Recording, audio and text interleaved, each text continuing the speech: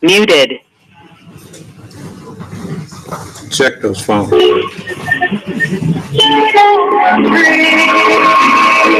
Talking in those things. The Son.of.man Speaks magazine. It's your salvation. It's healthy food recipe. Get automotive advice. And accounting tips. Get up-to-date current events. The Son.of.man Speaks magazine, the official magazine of the new nation of Israel. Pick up your copy at Shell Gas Station, 15110 West 7 Mile Road. Located at the Northwest Activity Center, 1,800 Miles Road. Shipper Grade 2, 17600 West 8.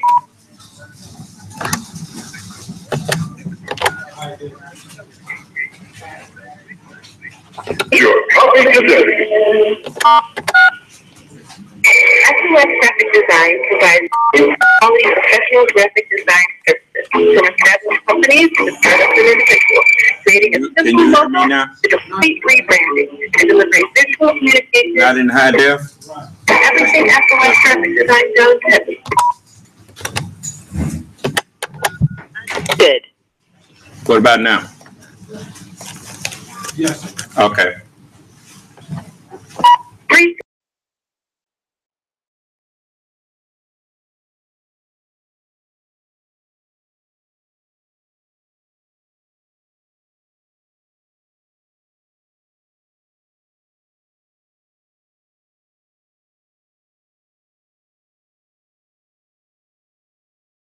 Children's braids, Mickey twists, Havana twists, box braids, individuals, Marley twists, crochet braids, and more. And best of all, we cater to you, providing all of your hair care needs. For additional information or to schedule your appointment, call 248-552-6202 or visit us on the web.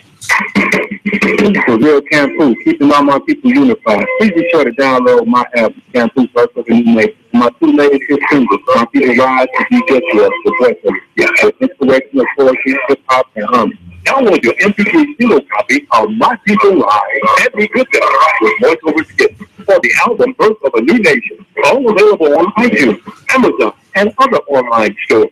Don't forget, Birth of a New Nation by Cancun.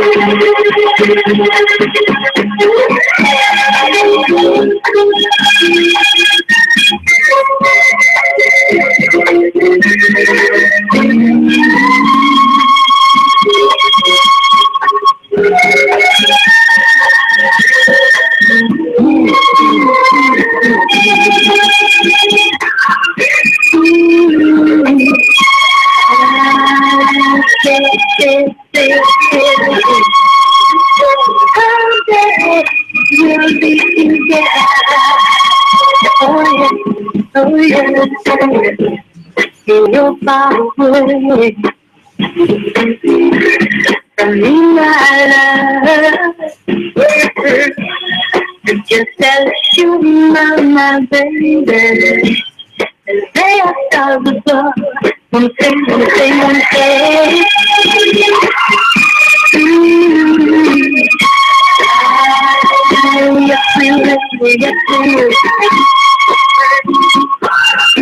I'm so sad. I know. My love is yours, baby. All right,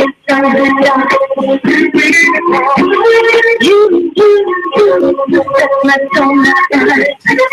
And I know you own my heart and I can say, I'm so glad.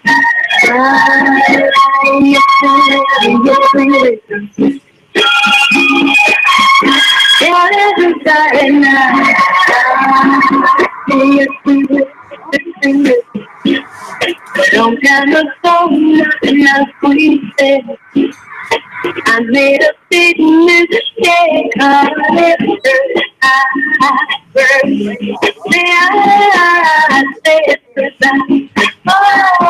Oh, baby,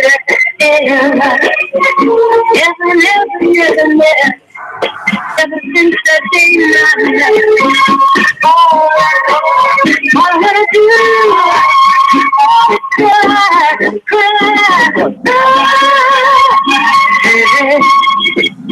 I love you before every night. Because we want to thank you for being present. Oh, you tell us that was your time and I want to say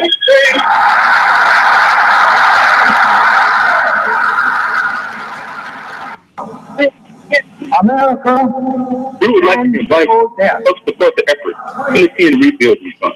Visit the website www.unityandrebuilding.com. America is bound. www.unityandrebuildingfund.com. We often hear how we need to rebuild the city, and we're actually doing it. You can make online donations and click on links to track the progress.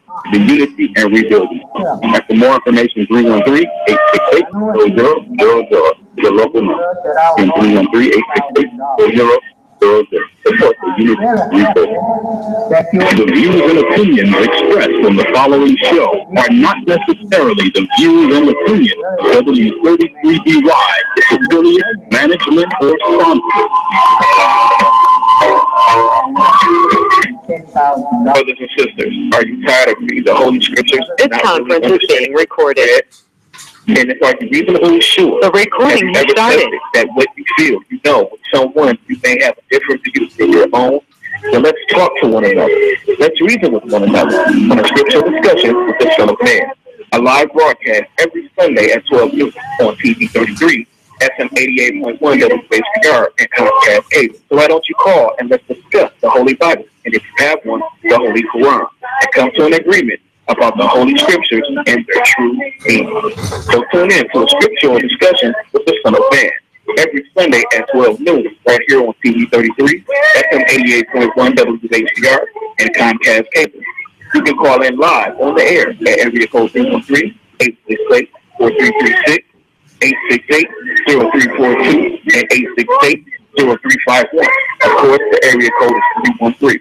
That's 313-868-4336, 868-0342, and 868-0351. And now let's go live with the Scriptural Discussion, the Son of Man. I've been looking forward to getting over everything.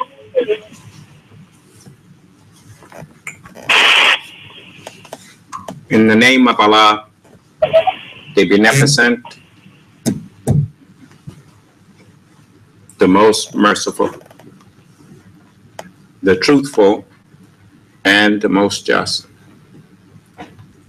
I greet all of you once again who have the hunger and thirst for Allah's truth of His righteousness, which we call Holy Scripture. I greet you all with the greeting words of peace. May Allah's Salam Alaikum. And that is a universal greeting of everyone who submits to do God's will. If you don't do God's will while saying you wish people God's peace, you make yourself a hypocrite. Because by not doing Allah's will, you are breaking peace. So, as I told you, it is just it's a simple truth. that the reason people don't have peace is because they are not obeying the will of God. And you can blame it on whatever you want, but the truth of the matter is, if you lived your life in accord with what Allah have revealed, you will always have peace. I'm not talking something that I think. Well, haven't you paid attention to the fact that you never see me walking around here grieving and not at peace? And you know how you can tell I'm not at peace, that I'm at peace? When I come around you, I'm not a peace breaker. The only reason you get your peace broke by me is because you didn't do what I told you, and I'm getting on you about it.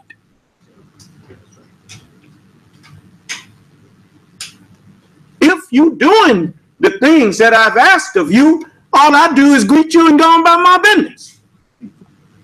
And if that breaks your peace, you ain't no Muslim no way.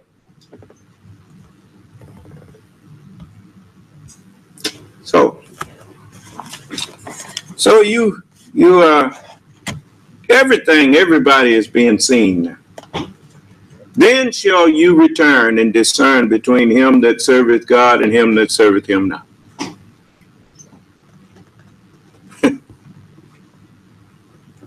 You know, you have to, you know, as I speak to you, judgment is taking place. I was in a little, conversation, having a little fun with one of the believers. And I asked him, I said, can a dead man sin?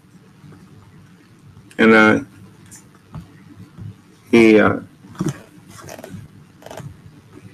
I think he thought it was a trick question. And he said, yeah, I guess he can. I said, no, a dead man can't do nothing. That's one of the reasons why the messenger, when he stood up and told people, he said, you say, Elijah, you must have committed some sin. But he said, I have not sinned. And, I thought about the book where it said all have sinned, except dead people. Dead people can't sin because you got to be alive to sin. If you don't believe it, go out to the graveyard or go to a mortuary and show me something that the dead man did transgressing a commandment of God. Transgression is an action. Dead men don't have no actions. I remember I was looking at this cowboy. No, it was not a cowboy. It was one of them mobster movies. And matter of fact, it was probably Star Trek when they went back and wound up in the on a planet where somebody had found the book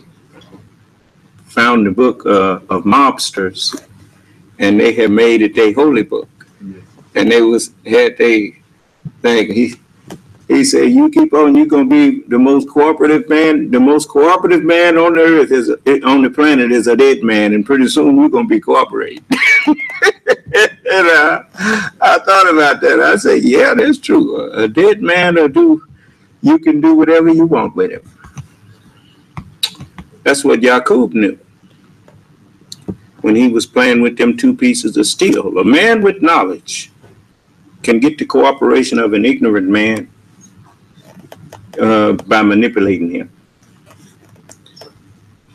He has power to manipulate the ignorant man. You manipulate him with lies and deception and that kind of thing. So You know, I was thinking about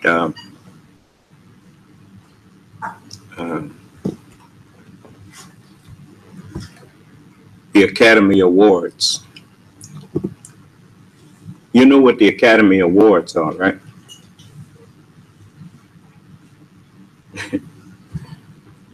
They don't say the Acting Academy Award, but the Acting Academy is the, you know, what they're talking about.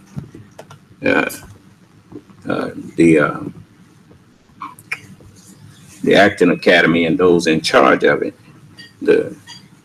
they give awards out to, when you understand what the Academy Awards are, then, you know, I try to give people justice. I don't, you know, like a lot of people, they say Denzel, when they was talking about Denzel Washington, wasn't recognized and wasn't nominated for his role as Malcolm X in the movie Malcolm X. You don't get an award for acting a role that is in accord with your natural makeup. You're not acting, not really.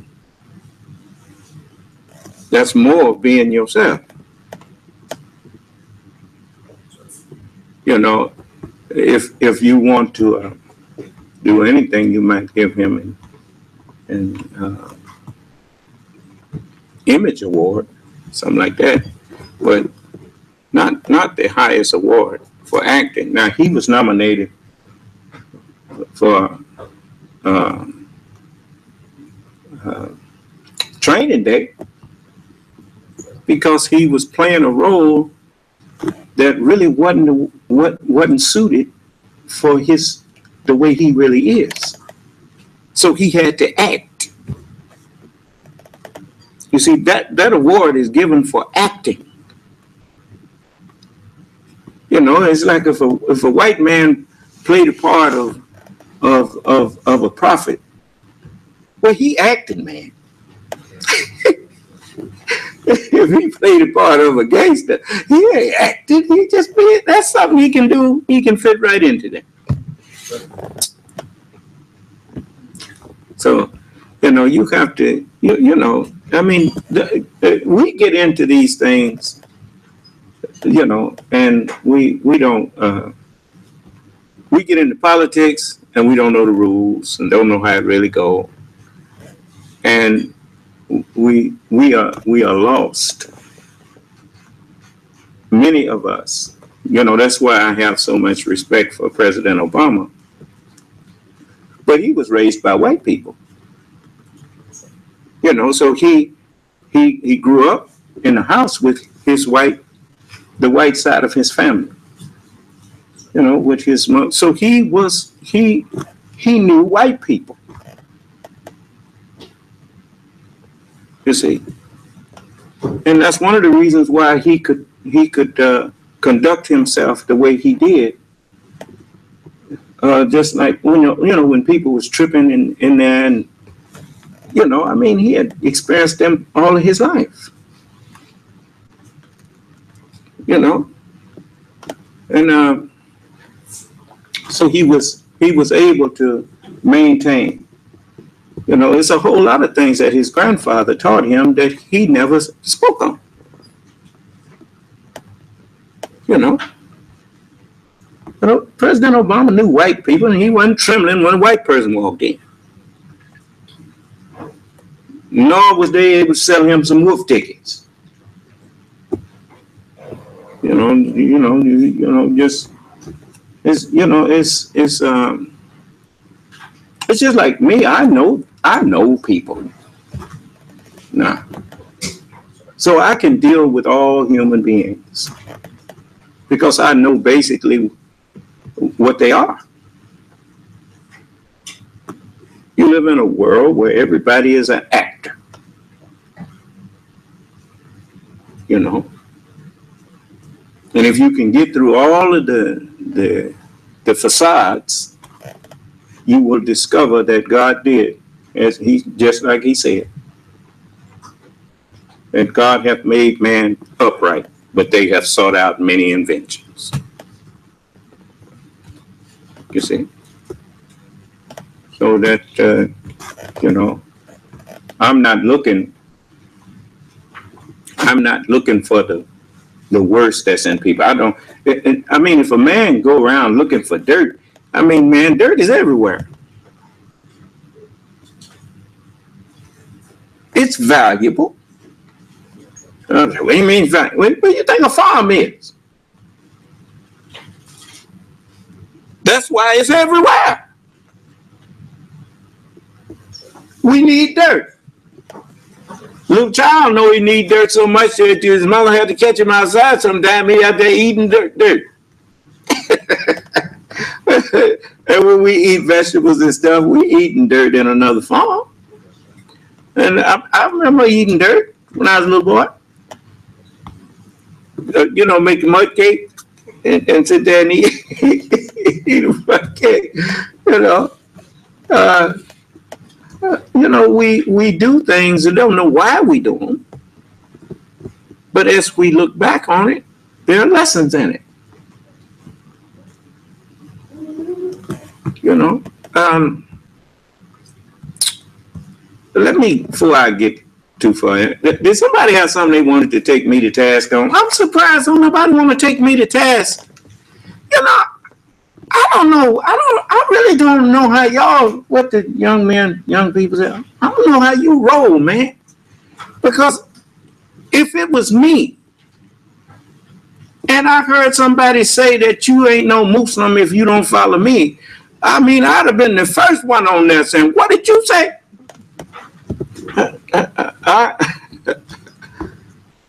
See, I'm picking at them now. I know why they don't say nothing. Because they know I can prove it. Now, what happened to all these people that put labels on themselves? You know why people put labels on themselves? I tell you what I want you to do. Go in the Holy Bible and go in the Holy Quran and tell me how many times you find the word scholar in there. Find Muslim scholar in the Holy Quran.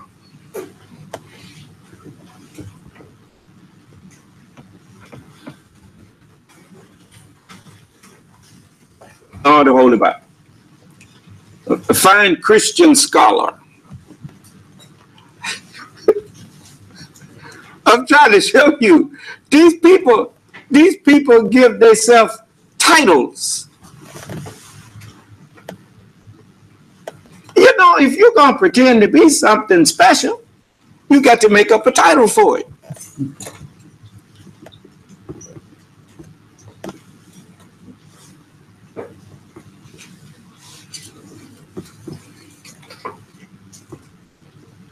See, I didn't make up my title. Son of Man is in the Old and New Testament.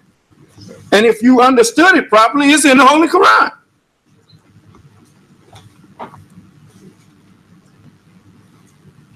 So, you know, I didn't make that title up.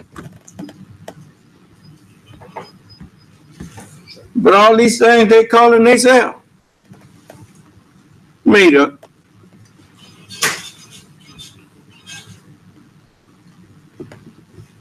You know, now the term bishop is in the Holy Bible. You know, and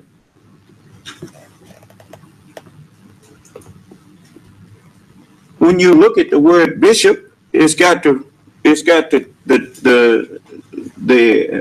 prefix "by" on there, which is 2, and shop. Well, if you desire the office to represent the 2 great books, the Old and the New, the Book of Moses and the Book of Jesus, the Torah and the Gospel, then you desire a good work. You desire, you notice you go to a bookshop and you look for certain books. Is that right? When you come to a man that claims to be a bishop, then you expect to hear nothing but the Torah and the gospel. In other words, the Bible coming out of his mouth.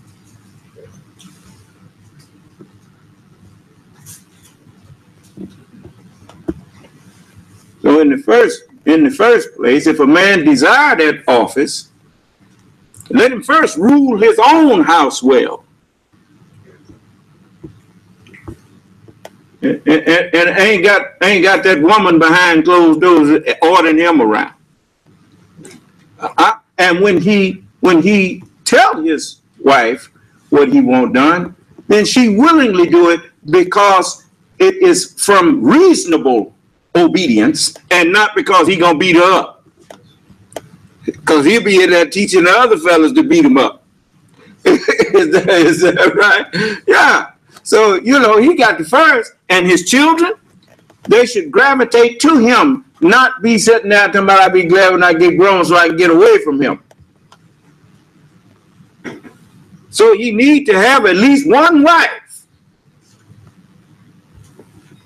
They twisted that. But all of the messengers of God were Muslims. So you don't know what you're talking about. That's why they don't come in here. You liar. What's up? So why is that thing froze up? Is it froze up, brother?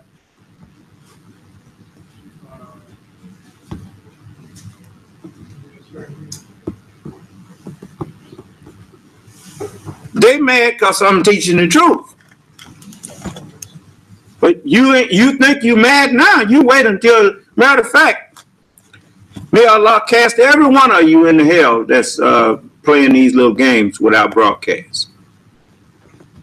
Now, what is our upload and download thing? Are we getting what we supposed to be getting?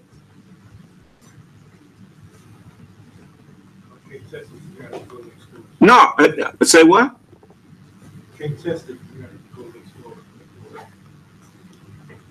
Tell you what, we're going to take a station ID, and I want you to go there and see if we're getting what we're supposed to be getting.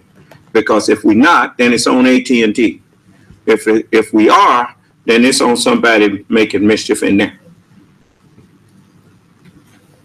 And I'm trying to figure out why I had to be the one to say that it froze up, and y'all sitting there monitoring that thing.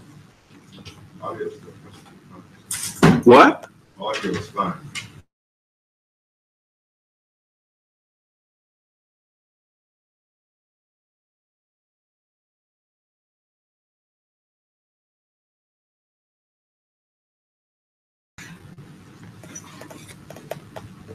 Now, what's the story on that?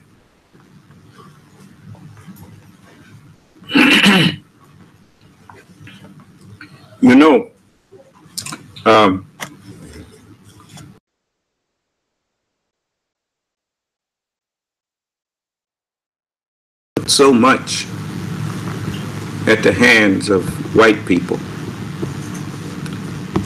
And I think I need to talk to white people for a minute here. Now, first, I want to say to all of you, do you think everybody in the North during the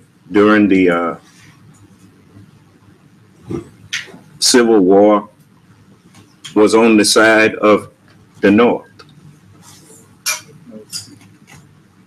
Do you think everybody in the South was on the side of the Confederacy? No. I know you're not that naive. Huh? Okay. So you don't find out what's in people. What is it? I need a laptop to take her to school. He's the only one that's here. She just don't want to let me use it. Say what? I need a laptop to go next door to check that. I got a laptop I ain't never took out the box yet. Here.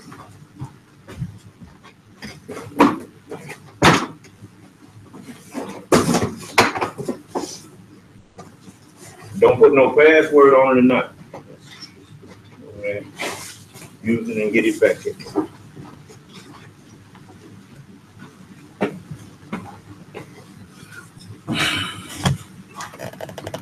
Now,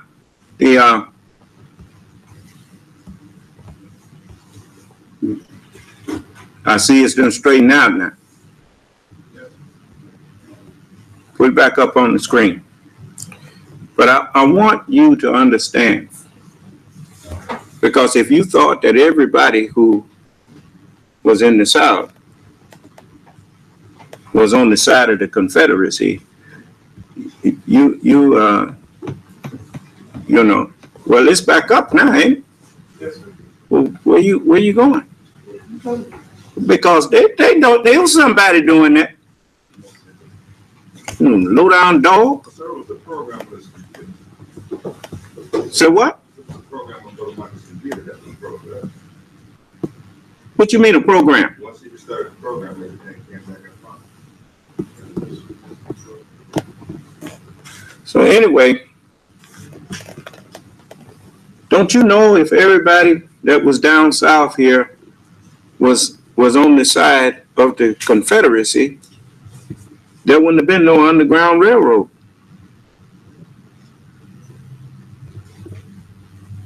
John Brown wasn't alone.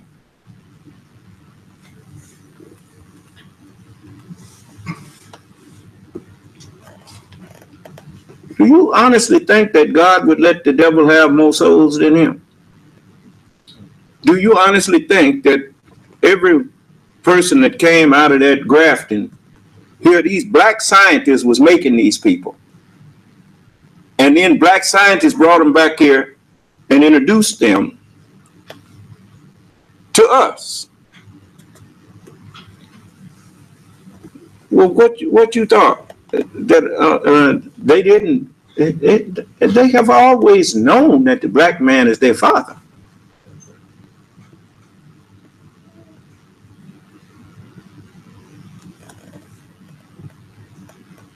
You got to be a zip fool to come in here and tell me you declaring war on me. I hope you do come in here and tell me you at war with me. Come on, unmute your phone and tell me you at war against me. I'll show you who the Lord is.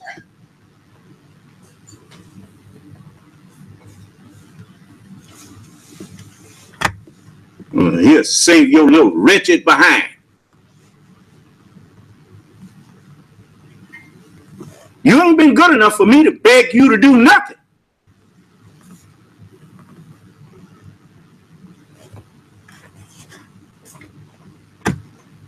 I was dead. They got this movie on called Preacher. And he picked up the phone and called heaven because God done took a break and walking around the earth now. Where he get that idea from?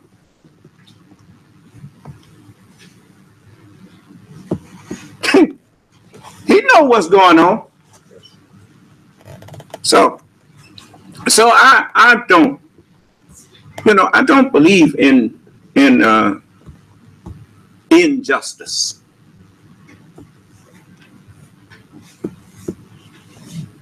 I didn't like it when people try to they find the worst of black people and then try to paint all of us with that brush. I condemn them for that. Then I'm not going to find the worst of white people and paint all them with that brush.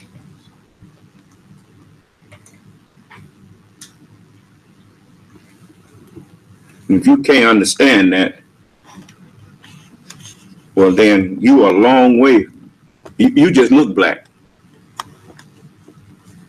You're a long way from being my brother. No, you judge people by what they do, not by what their brother did or their mama did or their daddy did or whatnot. You judge them by what they did.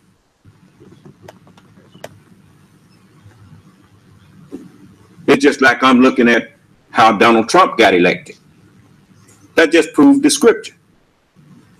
And these people was really, the whole world was thinking that America had undergone a transformation. Well, you see, it ain't. Is that right? No, ain't no transformation that took place. The only way America will be transformed is through me. The book says Satan, it said that when the son of perdition shall say all things have been put under him, he will discover that it is with the exception of that wicked man that put all things under him. You notice, Donald Trump can't stop insulting people. He can't stop doing things and people, they just can't stop. And the only way you're going to be healed of that is you better get your behind in these classes and listen to me, or you're going to be destroyed. We made that mind self-destructive. You heard that song they was playing? I kill strangers. We kill strangers to keep from killing the ones we love. You don't love nobody. Adolf Hitler proved that. If you stood them who they call Jews up next to the people that was Germans, you couldn't tell the difference. It reminded me of Star Trek, that time that they had these two fellas that was mirror images of each other. It was black on one side and white on the other. And they was trying to kill each other. And he called him, you half white, and he was half white. And he said, Kirk said, look, man, both of y'all look the same. He said, you blind? Are you blind, man? He's black on the left side. I say, boy, that's a good example of these crazy people now. I mean, you're crazy. Who is this texting me? It's that same, look, man. Oh, it's somebody else. Okay. Stop texting me during the meeting. But I hope that I can reach every one of you. But I know I will not.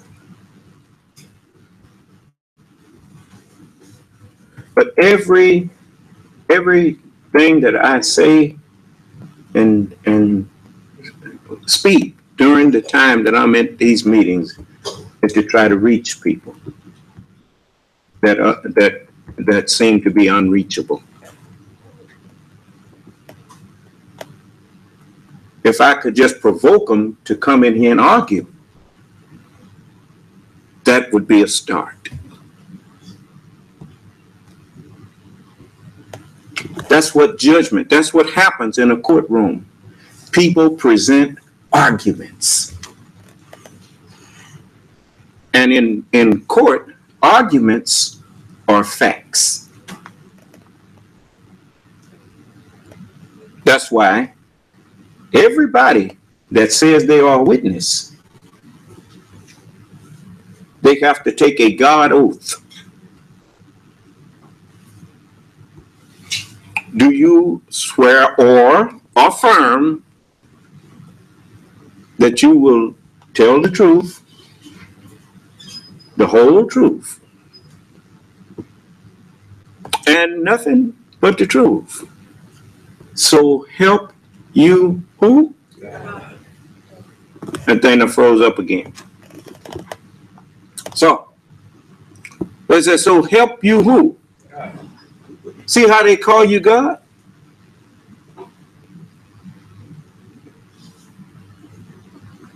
The word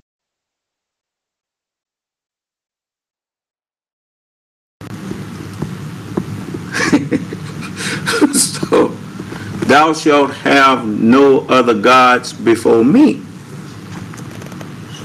Thou shalt have respect for no other gods before me. That's what is that. I'm the best knower of the truth. That a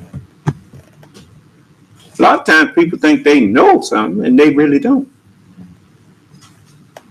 Well, he who thinks he knows and knows not, and knows not that he knows not, well, he's a fool. Well, you know, because when you try to tell him something, he won't listen, because he think he already knows.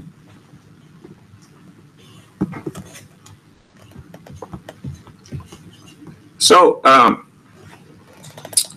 want all of you to be saved. You notice the book says, work out your salvation through what? With trembling and fear. Right? Well, if you say work out your salvation, that means somebody giving you something and you got to use it and save yourself.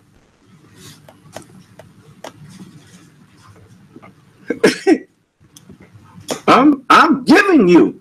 If a man throw you, if the ship going down and they throw you one of them rings, a flotation device, that's your salvation. It's up to you to hold on to it. And I mean, they throw it to you too. They hurl it at you, don't they? We take truth and do what? Hurl it against a mind that's full of falsehood. And it's up to that mind to grasp it and hold on to it, and don't let falsehood sink them.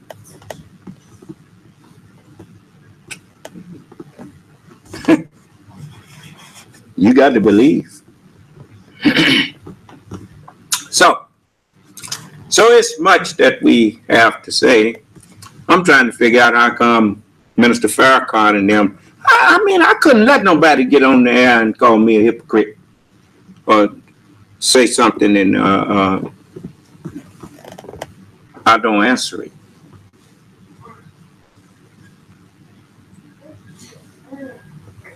You know, I mean, if it was somebody like, you know, like what Malcolm tried to do with it, the messenger wasn't paying Malcolm no attention. Hadn't been for the messenger, Malcolm would have still been out there calling himself pimping and stuff. Now, he gonna come in there and pass judgment on the man who cleaned him up? Oh. No, that's why the messenger didn't get into no thing with Malcolm. He said, Malcolm, you get on out there and say whatever you want about me. He said, but Malcolm, I have the key. And not a one of you will get out of America, out of slavery, without a key from me. And he said, I didn't say that to say I had a key to kill Malcolm. He said, no, I have the keys, meaning to take you out of the control and the manipulation of white people.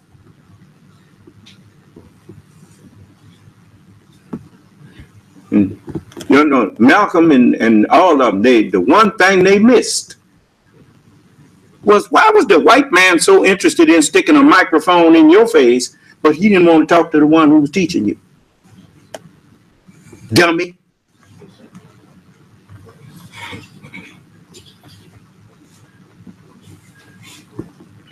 You see how quick they tried to jump on Congressman Thompson? But nobody wanted to talk to me?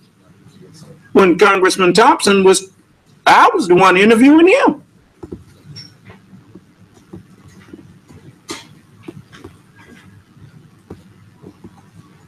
They didn't even say that the Son of Man interviewing him. They said the New Nation of Islam was interviewing him. Hey, really, man? I mean, they don't want to tell you I'm here. If you're too blind, don't nobody have to tell you that the sun rising. All you got to do is look. If somebody got to tell you that the sun is rising, you obviously blind or dead. Because I'm going to tell you, I'm a blind man. If he go outside at night and experience the day and the night, you won't have to tell him when the sun is up no more. Do you understand? You see? You notice. You know why people can't come in here? You remember when I was talking to the national director of the Klan, Mr. Rob? You know why he didn't come back? You know why he said, I'm not coming back in here? Because I was warming him up. He couldn't keep that cold, hateful attitude if he keep talking to me.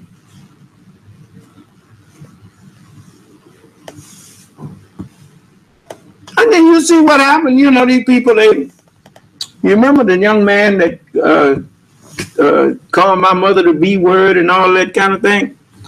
And now he's listening to me regularly. You see, I know how you repel evil. You repel evil with goodness, not with evil.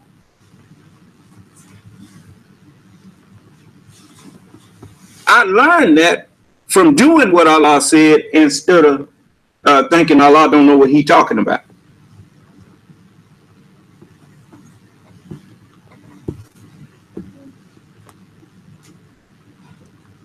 You see? Like, you don't know what it means when it says, bless those that curse you. That don't mean say God bless you. It means correct them. When you correct someone who is wrong, you are actually blessing them. A blessing is a good thing that you do to someone. It's always good when a person is in error for you to correct them.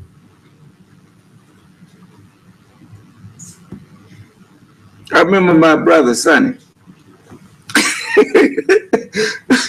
You know, I didn't think about it until just now. I remember Sonny had a word when somebody was picking at you or whatnot. He said, "Keep on, I'm gonna bless you."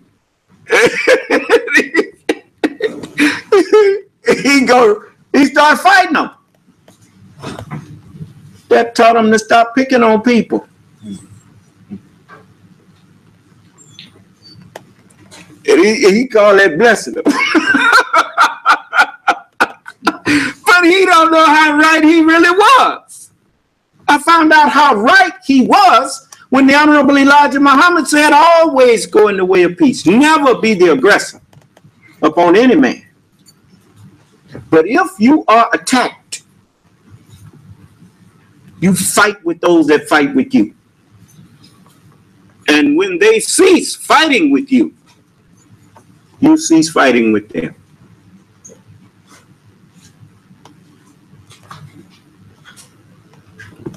Ain't nothing like right. You can't get nothing like right. Right is only right. There ain't no look-alike.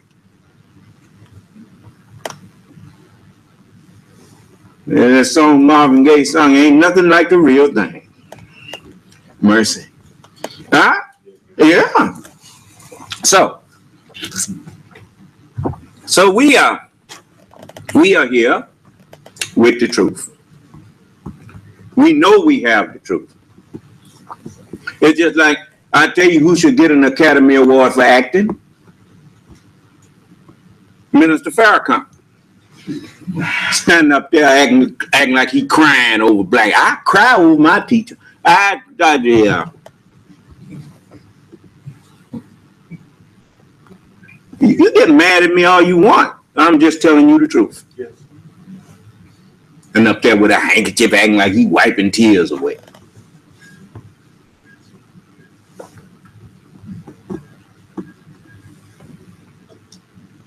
Remember, how many times did you ever see the Honorable Elijah Muhammad while he was standing up teaching, crying? You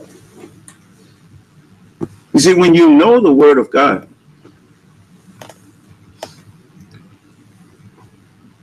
you understand when people putting on.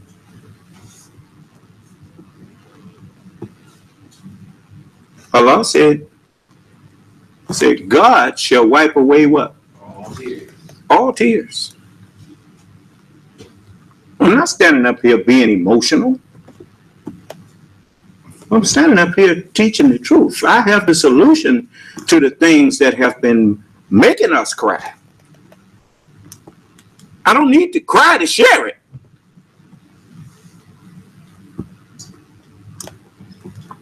No, he just playing on your emotions. Somebody, before he ever heard Islam, he prayed for Allah to destroy America because he couldn't get in a movie theater. Man, look, it ain't no so-called Negro in America that prayed for God to destroy America. You're praying for the white man that like you. you ain't fooling nobody. I mean, you know, why you got to put on all of that? Instead of just acknowledge the fact that you was dead, man. You know, me lying to about all my life I was looking for somebody to help black people. That would be nothing but a lie. All my life, up to the time I came into Islam, I was just knocking around, going from job to job, not so much as that, because when I got out of high school, I went into the Marines.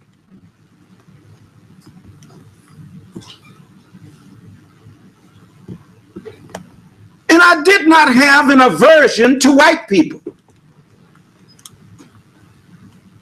or black people. I just was indifferent. And I picked my friends, whether black or white. It just depended on how you treated me. And it was not something that I consciously was thinking about. It's just the way I was.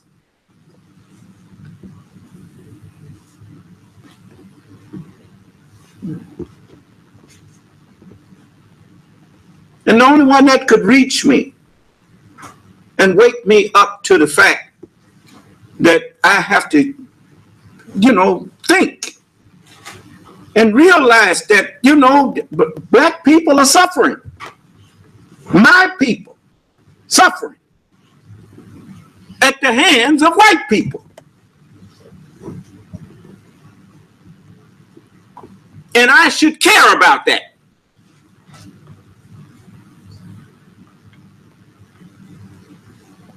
The Honorable Elijah Muhammad taught me to care.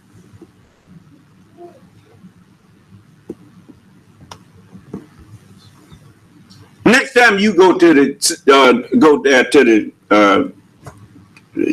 and you going to a mortuary and to see one of your loved ones, ask them what they care about. When they land there in that coffin, ask them, what do you care about? I promise you they won't say nothing.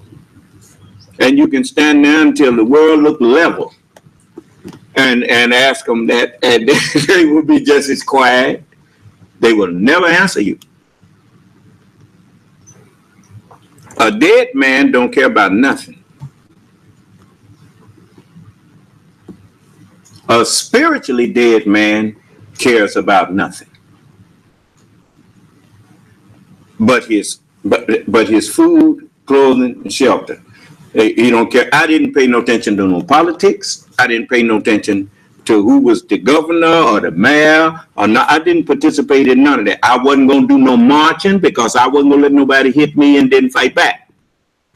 Now you can forget that one. And so you know, you had to be some kind of crazy to let somebody walk up and bust you upside the head and you stand there singing "We Gonna Overcome."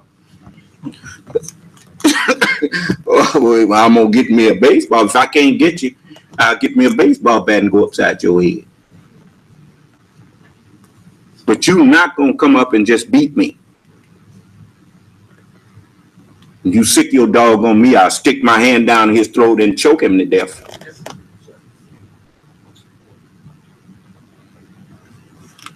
He ain't got nothing but his mouth. I got my hands, my feet. No, ain't no dog. What, a dog? But see, fear paralyzes the mind.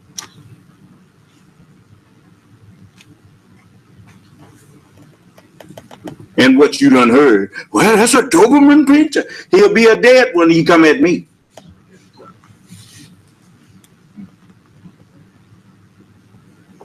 You know? I do him like, you know, grab him by his mouth and break his jaw.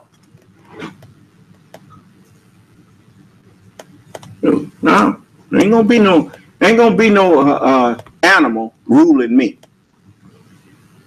That ain't gonna happen. So the thing here, you and I, you know, we was dead. The scripture says, I am he that liveth and was dead.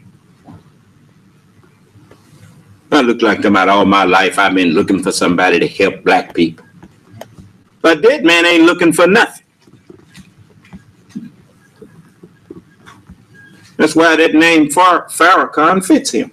The forger of lies who hid himself. All right. Anyway.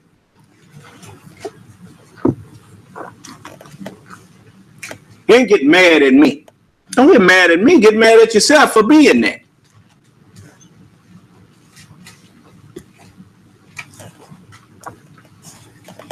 The messenger told you that I'm the Lord.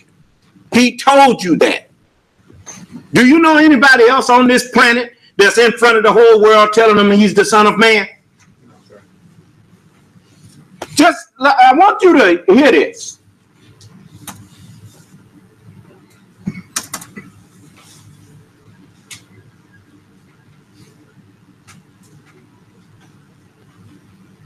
Let's see here.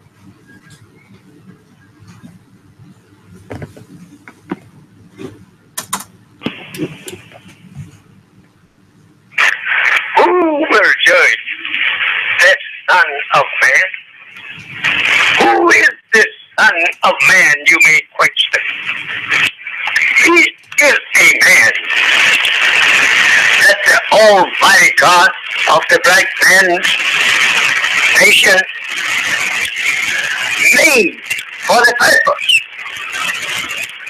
of being the judge today. He's called and is known as the Son of Man. Who else do you know of that's called and known as the Son of Man?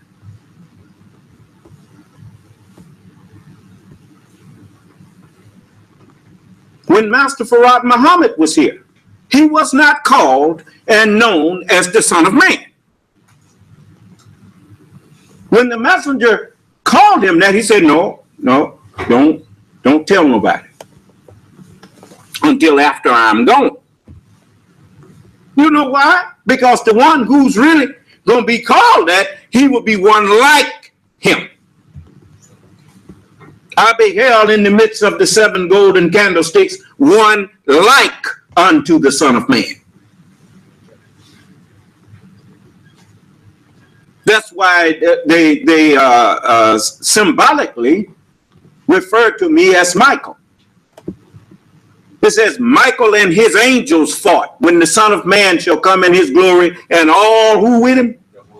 Michael and his angels, who is like God.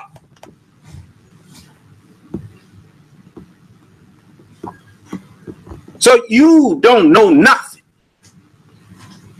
and run around here trying to pretend that you teaching somebody something. And you know how you know that they pretending? Whatever I say about them, you'll never hear them say a word to me.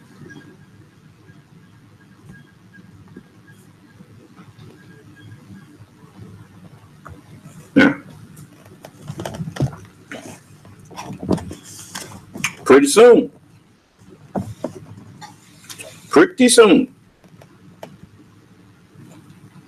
I'm going to put an end to this stuff. You see, right now, all I'm doing is warning you.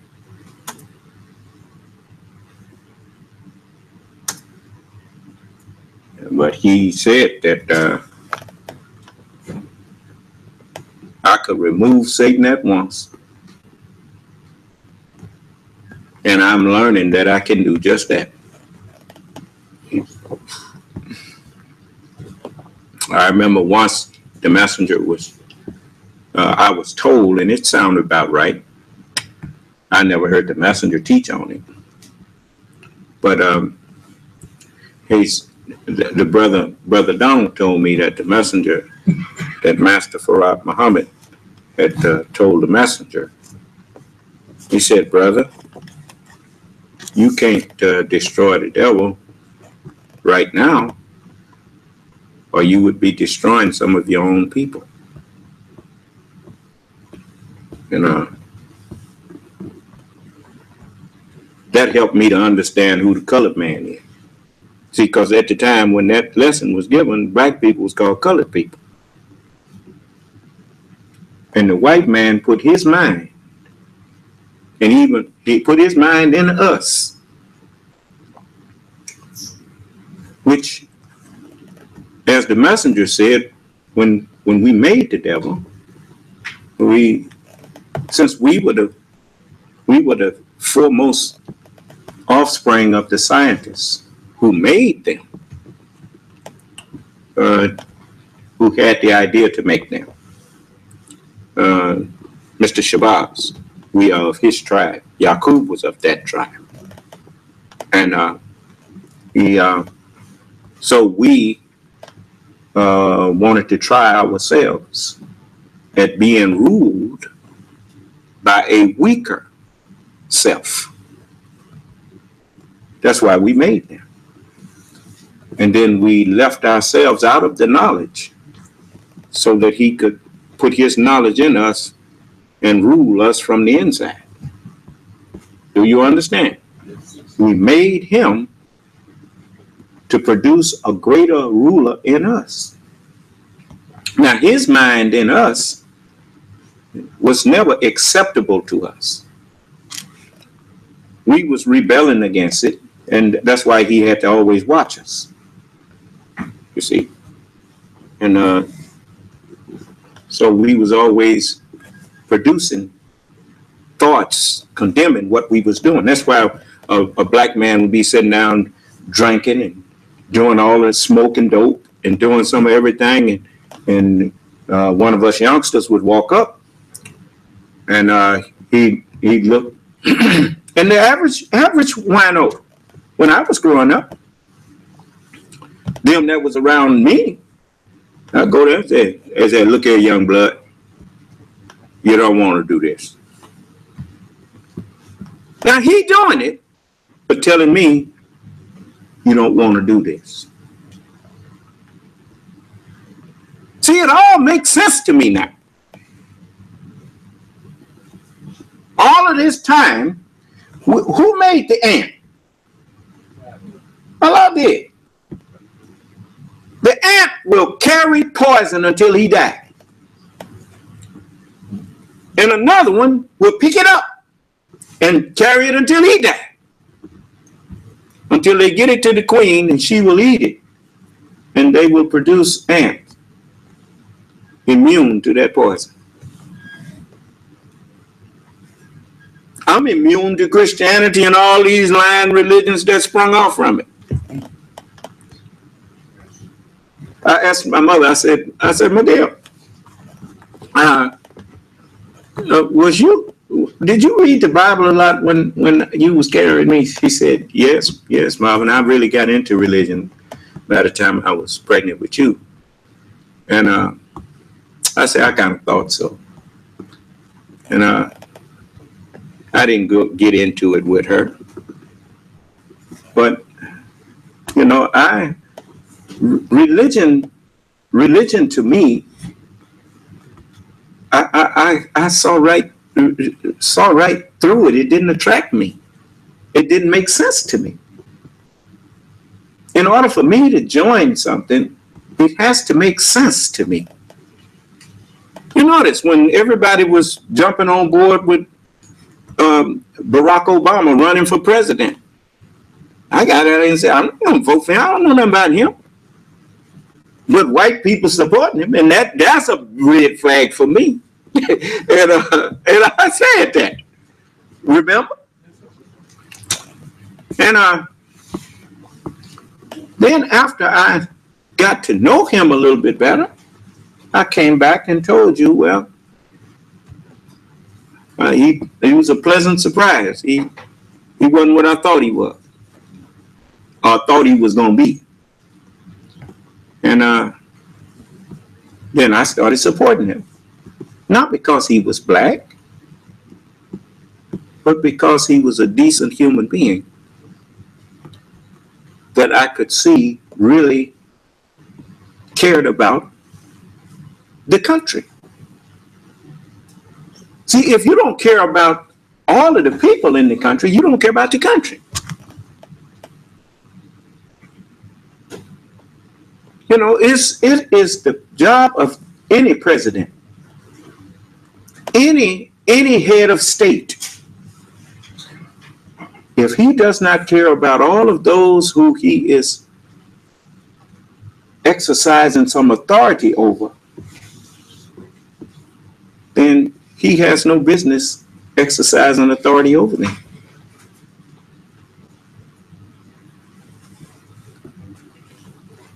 Because he's, if not an open, he is a secret tyrant. And I thought that's what they set America up for, was to combat tyranny. Well, if you didn't set it up for that, you shouldn't have got in the relay. Because I got the baton now, and I'm going to do away with tyranny. All you bad actors out there, you finna get what you got coming, boy. So, worms gonna eat you while you live. You done already consumed enough of them to consume you. So yeah, it's already set. You better go read the book again. It didn't say their worm dies not, T-H-E-R-E. It says T-H-E-I-R. Now, you better learn the language. So, yeah. What did the devil say when Jesus cast him out? Let us go into who? Go into the swine. Yes, sir. What was you told not to eat? All right. We're going to turn your devils loose on you, boy.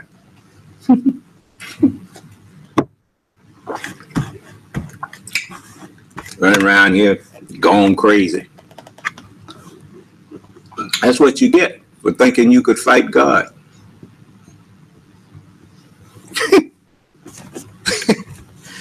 The book says, he that sitteth in the heavens shall do what? Laugh at him. Every one of y'all, especially in America, you done ate enough worms to kill you 50 times over.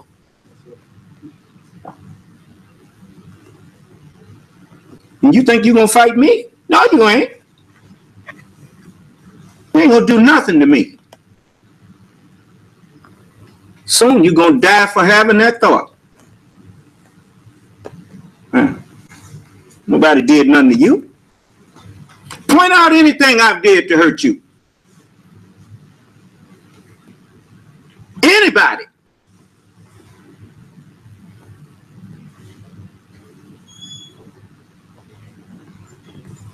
Yeah, I'll fix you.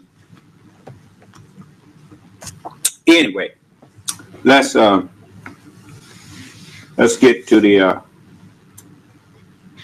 Did I say where we left off at? Well, he had just talked about the $10,000 and stuff, right? He said, you heard that I was offering $10,000.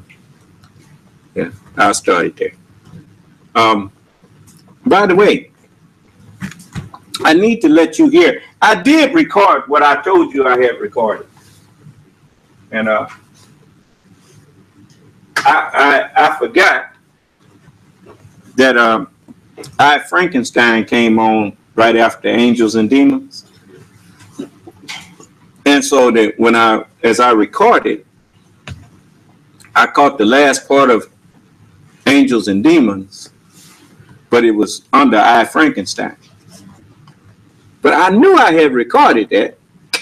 So but anyway, I found it. Now watch what this priest, what the new one of the priests says to the lead character, Tom Hanks. Watch this and listen close.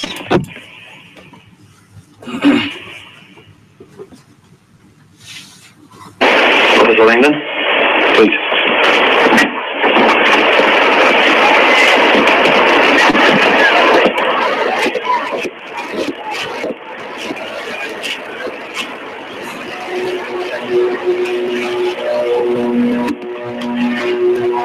It took most things from His Holiness and from His new Camerlengo.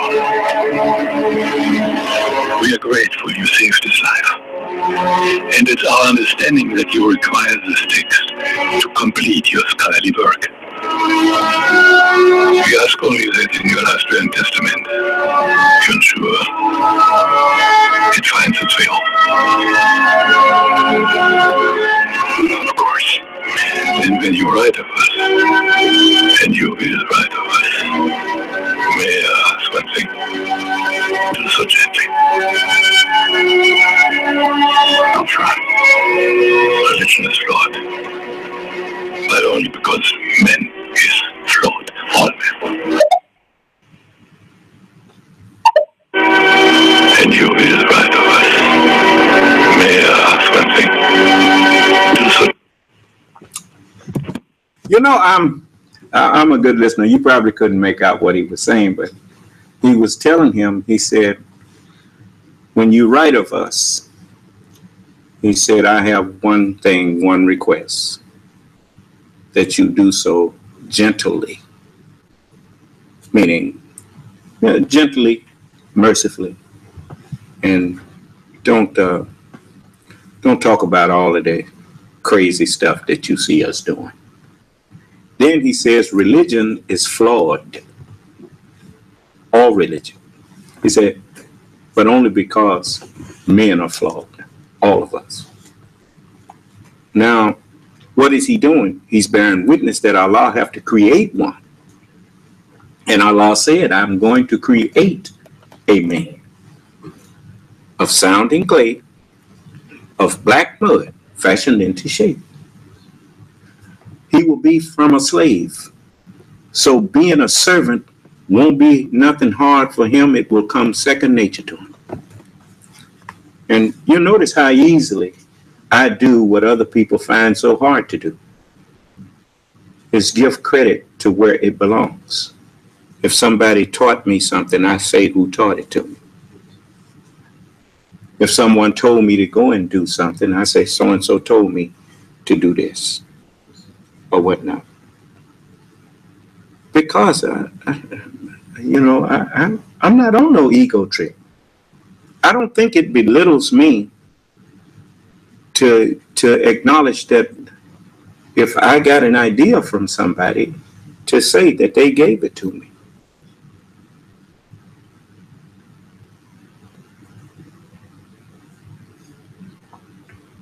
Allah don't choose somebody that try to take his place.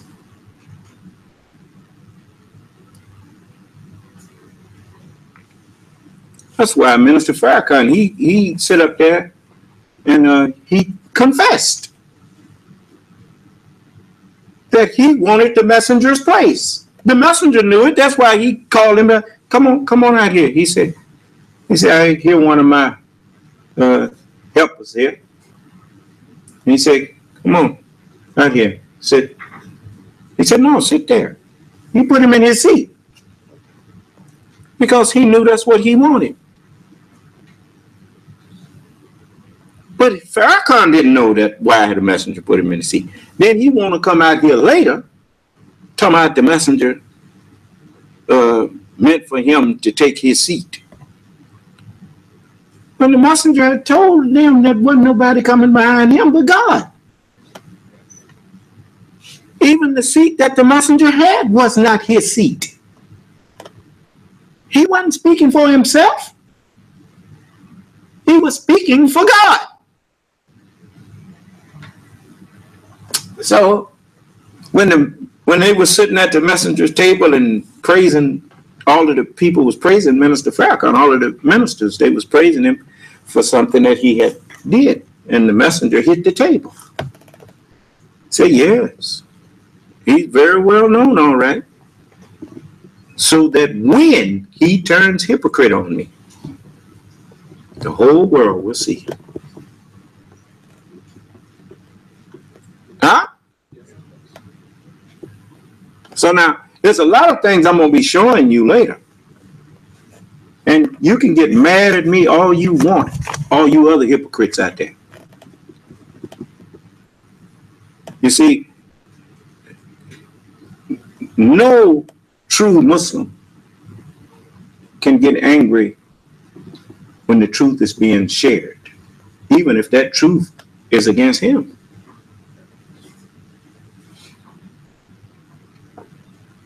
If the truth is against you, the intelligent thing to do is to change. Not call yourself going to try to justify the unjustifiable.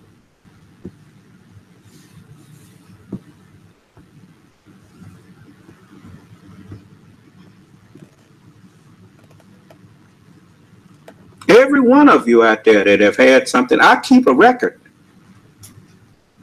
Brother Jamal, you got it, right? Yes, sir. Okay. All that hateful and cursing and stuff they did to me, we got that documented. And who said it?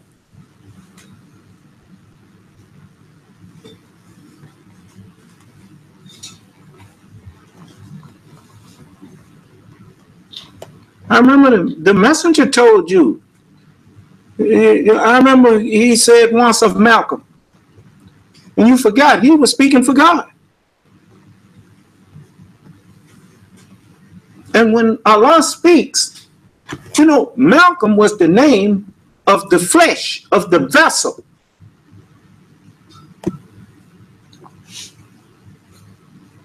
But the mind that was in him, that mind is still out there. His people still think like that.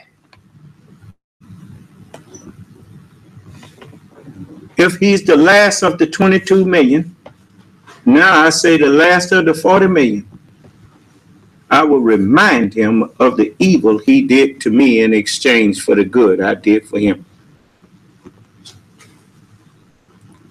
You think that you just, all that stuff you did to the prophets of God?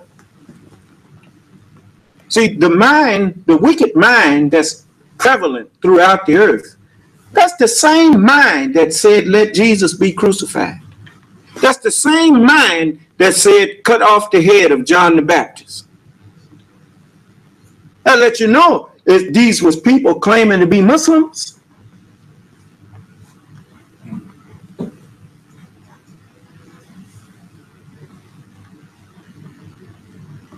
The Eastern world, what is the dominant religion in the East that they claim is their religion?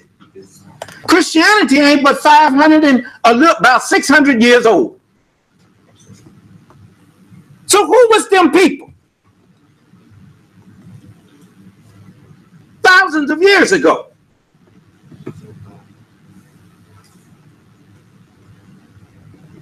It was the Jews and the Muslims, those who claim to be Muslims.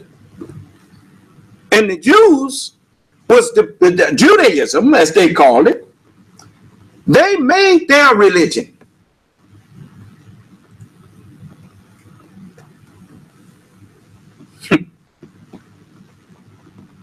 And even to this day,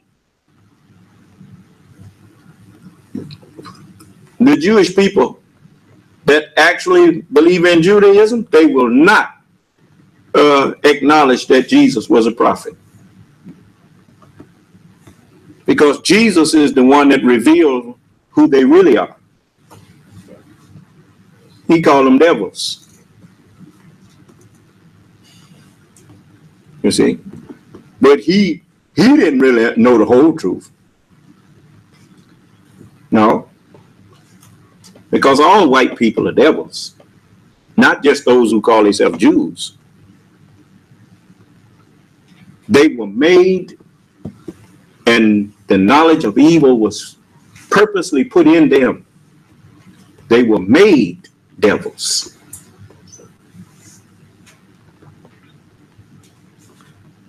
You see?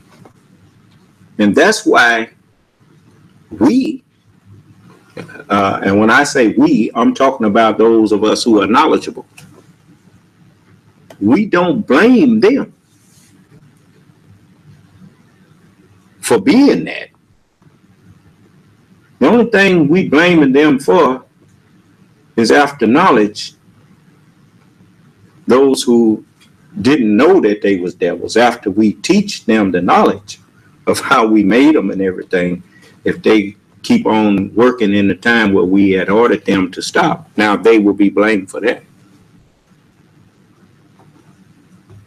But all that stuff they did during the past 6,000 years, including slavery, no, they're not going to be judged and held accountable for that evil. That's why God said, I will judge that nation. You know what you want to do to them, but you ain't the judge. You get judged by the one whose servant you are. Remember, the devil said to God, my Lord, as you have judged me to be erring, I will certainly make evil fast seeming to them on earth. Well, he called Allah his Lord. The scriptures say in the Bible, it says, thou believest there is one God, thou doest well. The devils also believe and tremble. Ain't that something? The devil is not actually God's enemy. He is man's enemy. Evil is man's enemy.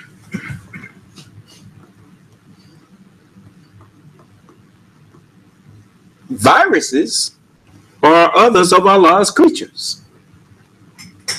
Certain of them are man's enemies. That's why Allah made an immune system, to protect you from the harmful effect. And notice, the immune system actually does not kill the viruses, except the most unfortunate ones, because the immune system actually tries to convert the virus so that the virus can help defend the body and help the body to get along in peace with that one present. Do you understand? Yeah. So you could almost call the immune system the angels of the body. So, but anyway, I'm going to let you hear that again. But he told him, he said, religion is flawed, but only because men are flawed, all of them. So they was all looking for the rightly guided one. When the Spirit of truth is come, he will guide you. Huh? Okay. So let's cut to the chase right quick. All of you who are listening in other parts of the earth to me on the airways here, is the Skype number there, sir? Okay, tell you might want to let it scroll across where they can go to our website and get the link for Skype. Oh, it's scrolling already? Okay. All of you who say that I'm not the Mahdi, I want one at a time. But you come in and tell us why. Tell us why I'm not the Mahdi.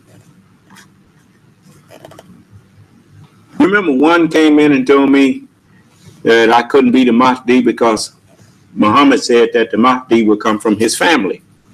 Remember that? And then I showed him that he didn't understand what Muhammad was talking about, because Jesus had already taught.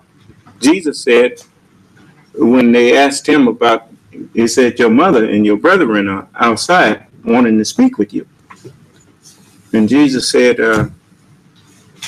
who is my mother? And who is my brethren? Who are my brethren? Then he looked at his disciples and those who was in front of him. He said, whosoever doeth the will of my Father, the same is my mother and my brother and my sister. And so I told him, I am of the family of Muhammad.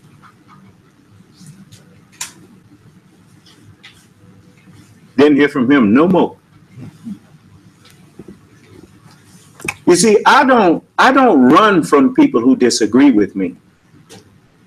I don't need to. I just straighten out what they made crooked.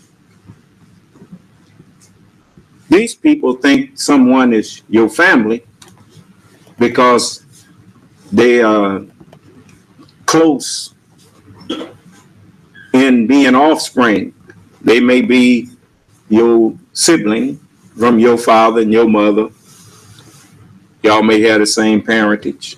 Or they may be your father's brother's children. And they tell you, you bought our family tree. All that stuff don't mean nothing. Because all of us came from the black man. Which means that everybody is of the same blood. We are family in that sense. But that's not what makes you family, only in the way of being a human being. But tell me something. You call a hospital a hospital. You call another building a library. Another building you call a church. Another building you call a mosque. But in actuality, couldn't that building that you call a mosque be used as a library? Yes. Oh, it could be used as a hospital if you wanted to, huh? Yes. So, you know, buildings are just buildings. And depending on what you use them for, determines what family they are of. Do you understand? But all of them are buildings, and all of them can be used basically for whatever you want to use them for. The human body can be used for good, and it can be used for evil. Some vessels for honor, some for dishonor. A toilet is made out of porcelain. The sink is made out of porcelain. They're the same material. It's just one is for filth, and the other one is for cleanliness.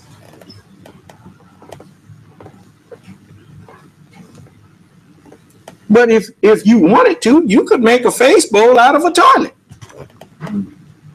It'll take a little ingenuity, but it's got the 3 little holes on there, and you can put your faucets there. You can mount it on a something that will allow you to just let the water go on down instead of holding water in it. And you could turn it into a sink if you wanted to, but it's not necessary. You know, just the shape of it don't make it nasty. That's like people who think that the color of white people make them devils. Their color don't make them. Can't you see Master Farad Muhammad back here, big as day? His color don't make him. He look like any white man. But what was in him? What's in you determines what you are. You are of. You notice Jesus told them, "Ye are of your father, your mind, the devil."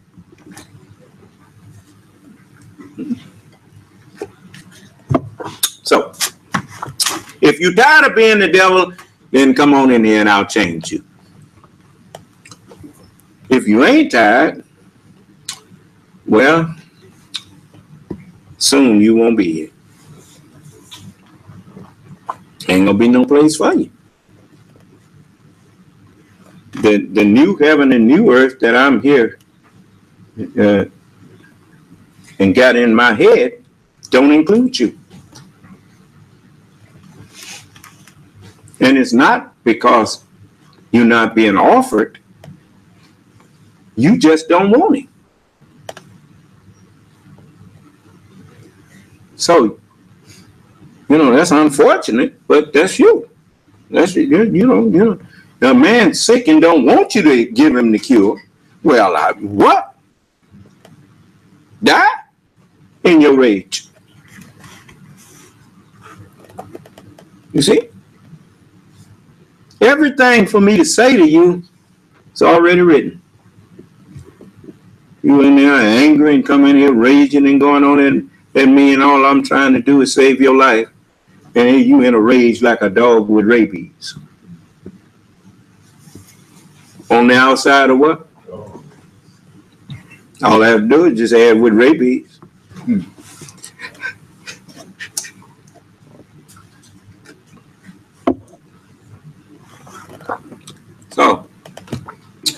So I'm a... Excuse me, sir. Yes. That person that always calls in, cussing and all that, he's here leaving a comment, giving his answer to your question. Well, tell him he can call in and talk to me. I told him to already. Huh? I did tell him. He left an answer to your question. He says, you are too old to be mine. Okay, well, come in and tell me what you say I'm too old to be the Mahdi. How old do I need to be?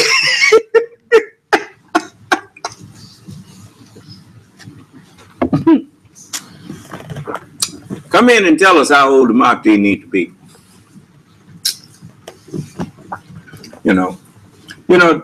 That's what you get when I mean, if the scripture is true about Methuselah and all of them, I would have thought you'd have said I was too young. Anyway, you always got somebody that's,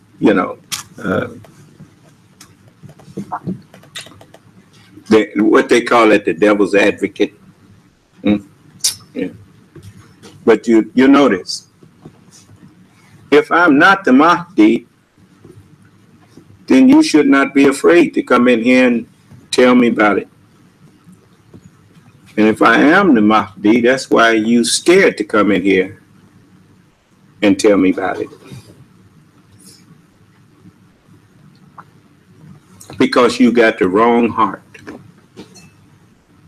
People who really who really believe that they are right.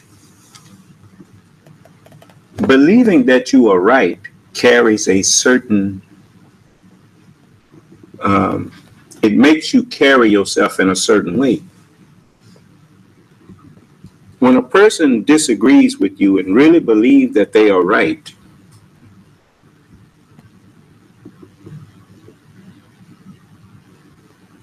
they hope for an opportunity to confront you.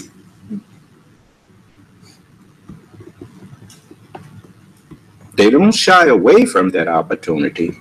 They are grateful for the opportunity to come in and face you. The white man taught you that. When people really, it's just like Angela Constant or Andrea Constant. She didn't bring these charges against Dr. Cosby. That crooked DA did that.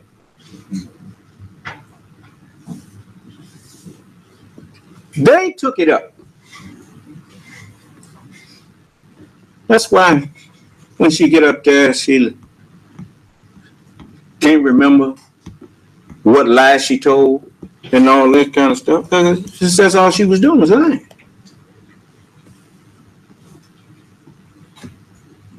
You see?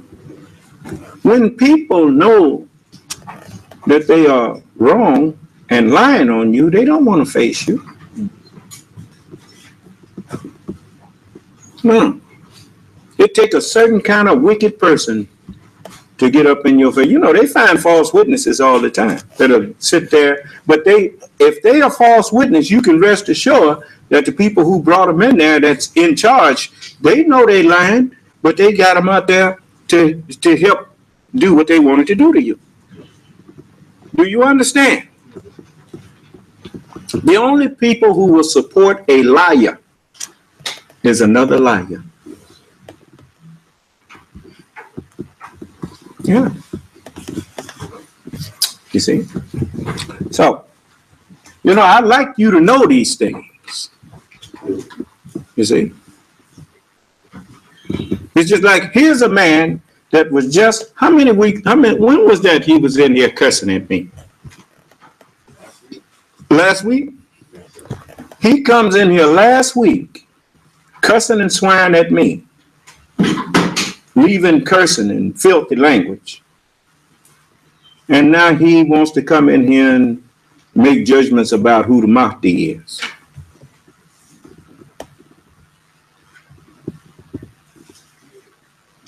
Do you see something kind of contradictory about that?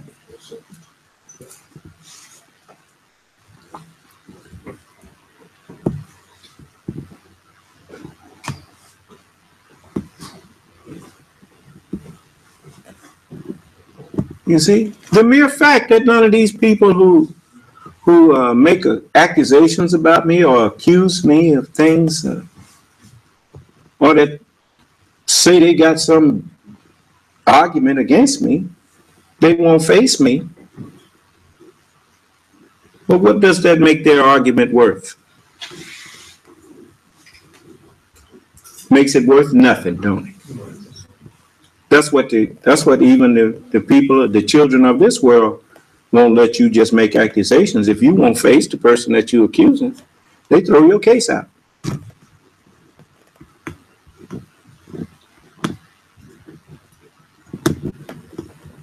You see? So, I want you to remember these things. You see? He can't even get his imam, or whoever it is that he following. He done tried now. Don't you think he ain't tried to get some of them to come in here? And all of them told him no.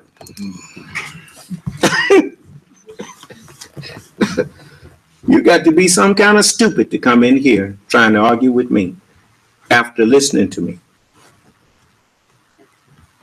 You got to be some kind of stupid.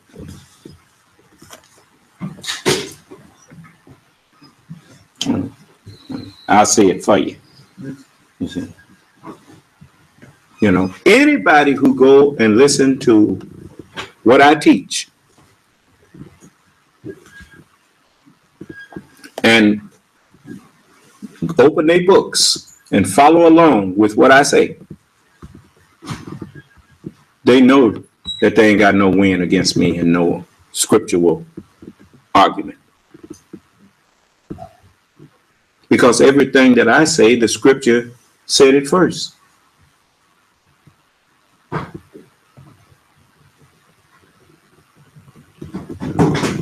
Even where people try to call themselves mustering up some unrighteous indignation against me for offering salvation to the devil. The scripture tells you that the devil was doing what the Lord told him.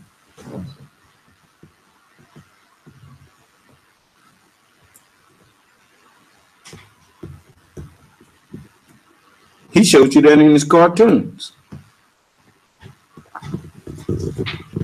He said, and then they showed you in nature just a little thing about how a lion was taking care of a little creature that they normally would have ate up. Kind of like the cartoon, the cat and the mouse chase each other all day. The cat chasing the mouse trying to get him. Then at the bell rang, and then they shake hands and say, I'll see you tomorrow. They're letting you know that it's all a plan. And whether you know what Allah had in mind or not, He knows what He had in mind. That's why the messenger wisely told you, if God wants to continue to let them live on the earth, that's Him and God. You just get that part He give you and don't be worried over it.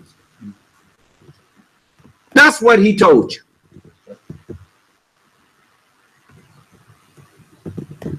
Here's somebody just as low down and wicked as they can be. Like, well, I can't agree with that man, the Son of Man, because he talking about saving the devil. Or he talking about these white people. These white people is devils and they need to be destroyed. Well, what about you?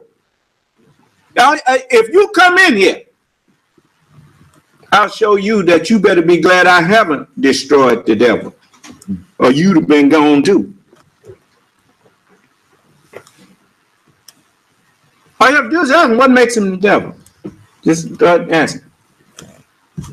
Well, he enslaved people. He cheats. He don't do right. Then you just start enumerating. Open up the scripture and let's see how much right you do. You say you follow the Honorable Elijah Muhammad. Let me see what you've been doing for the past, since he been gone.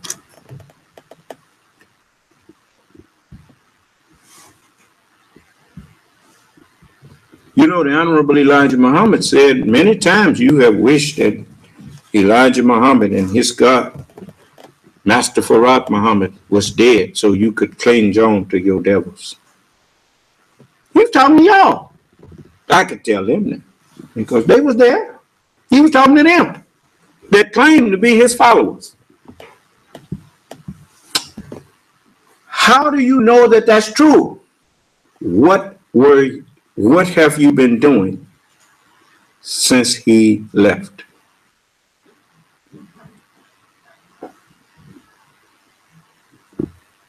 Boasting about how you got a job now working for the devil that you claim you want to get rid of?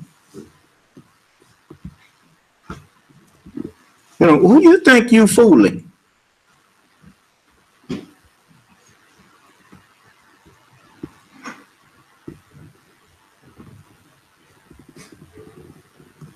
When they are alone with their devils.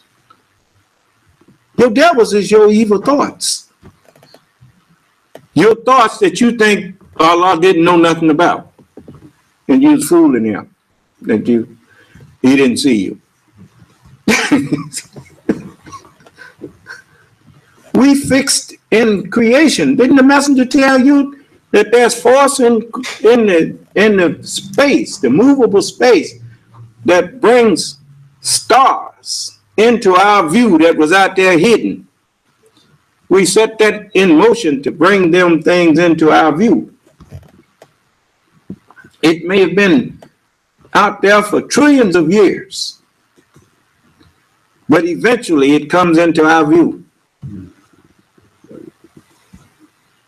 What do you think he told you that for? Because all them secret thoughts you thought you were so secret, and things that you thought you was hiding, Allah gradually makes those things manifest in ways that you don't perceive. But the mere fact that since the messenger is no longer here and you thought that it was gone, what have you been doing other than just going back to what you was doing before the messenger taught you anything? Which says that you really did not believe. You find out what a person truly believes in when you free them to go practice it.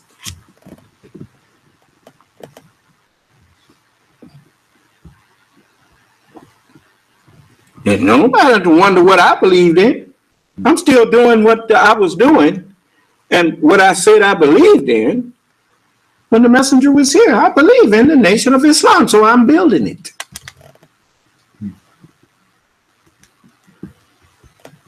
Muhammad Ali stood up and said this. He said, I know this the way all of us feel. That if something happened to all the Muslims, I mean, it's like he was talking directly to me. He said, if something happened to all the Muslims and wasn't nobody left but me, I would go off, set me up a little temple, and keep on teaching what the Honorable Elijah Muhammad taught us. Let me let you hear him say this. You know, I likes to, you know, it's good to have something that you can pull up that does away with doubt. Let's see here. Part 1. Let's go with that.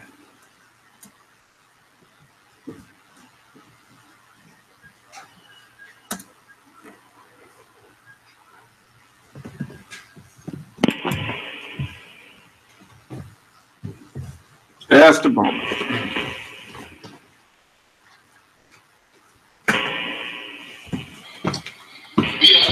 The Honorable Elijah Muhammad here at number 2.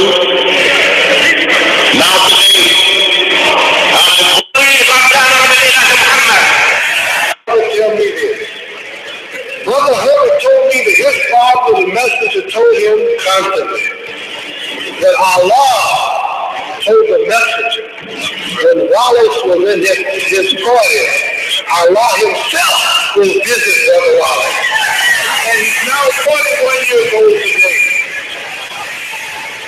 I repeat, Allah, God himself will visit Brother Wallace Muhammad.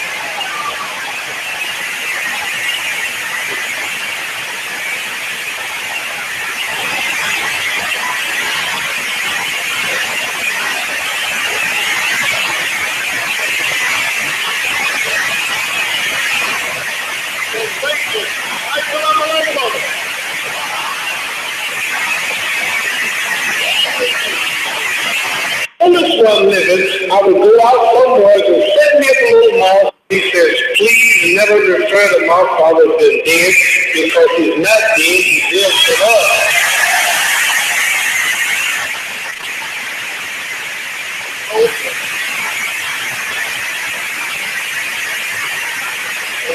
We all know that's the truth, but I never thought about it that way. And as I stand here right now, here's how I feel. I know you all feel the same. If every Muslim was killed tomorrow, if all the planes crashed or we were attacked or whatever, and I was the oldest one living, I would go out somewhere and set me up a little mouth and continue to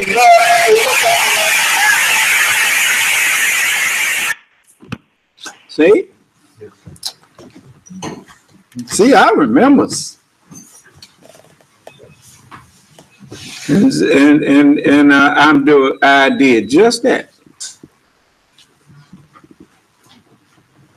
When I had built that bakery out west, that place was in such bad shape that I want to mind you now, I had never actually did any carpentry work.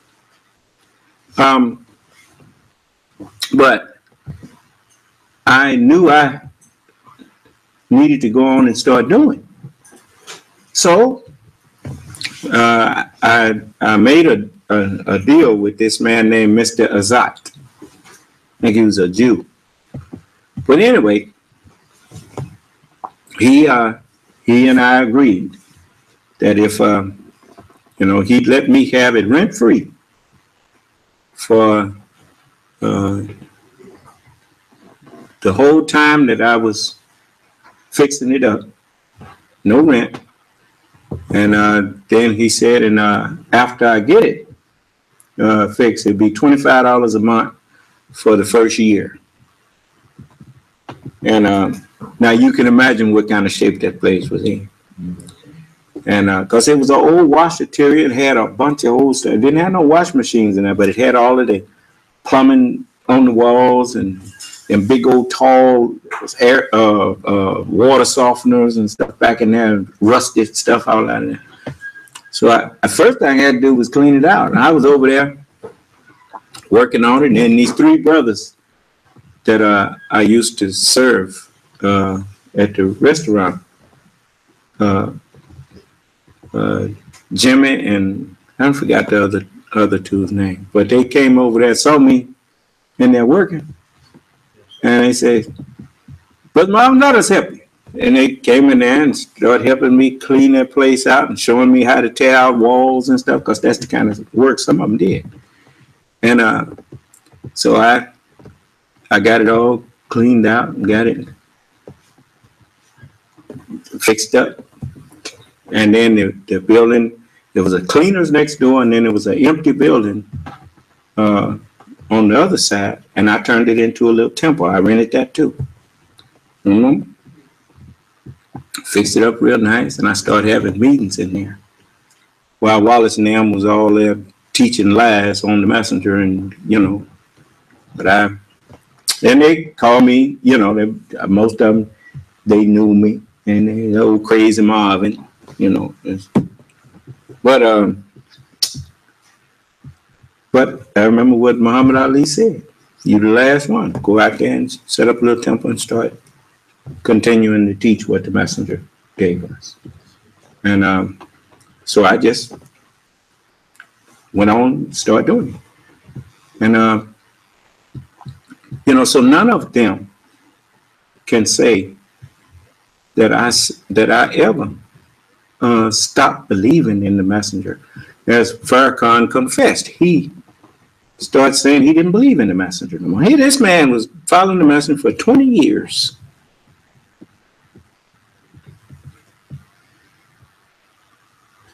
If he ever believed, he would have still believed. He just never accepted the messenger. The minute he told me, when I heard him say that he began to foolishly think, just like Malcolm. That's why Farrakhan said, "And I too began to foolishly think, is my teacher jealous of me?" Because Malcolm thought the messenger was jealous of him. When actuality, that was jealousy talking when he when he started thinking the messenger was jealous of him. He was jealous of the messenger. The messenger had that position. He wasn't in no contest for it. He was the messenger of Allah. So what did he have to be jealous of Malcolm for? Especially since he the one put Malcolm out there. But Malcolm was just that silly. That's what happens when the devil starts talking to you and you start listening to the devil instead of listening to what Allah's messenger teaching you. You know, that's an old something that you can trace all the way back to white people. You start something and you let them in. Next thing you know, they try to take it over. Huh? Yeah, that's their whole history.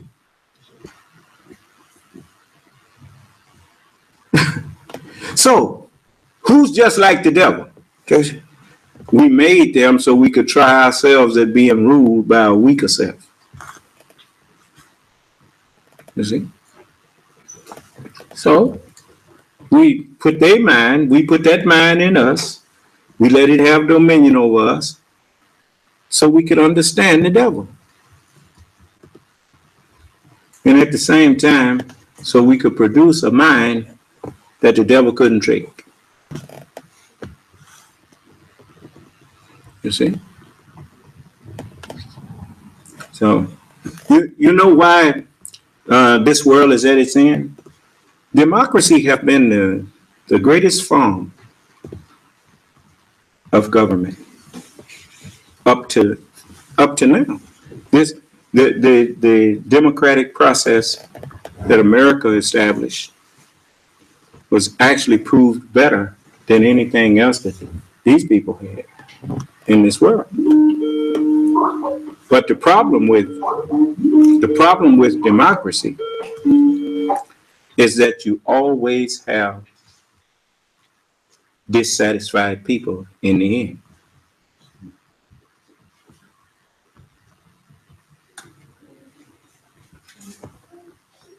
So that is where you get into a quagmire.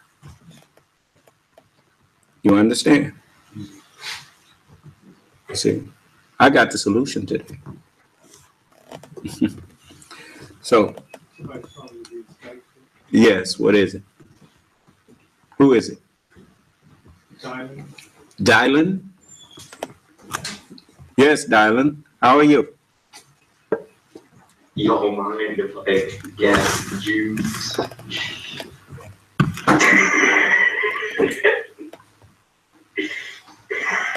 You know, if you really thought, you can cut that. Yeah. Don't cut him off, but put him. You can cut him off. You notice these people that try to call and do that. He can't stop listening to me.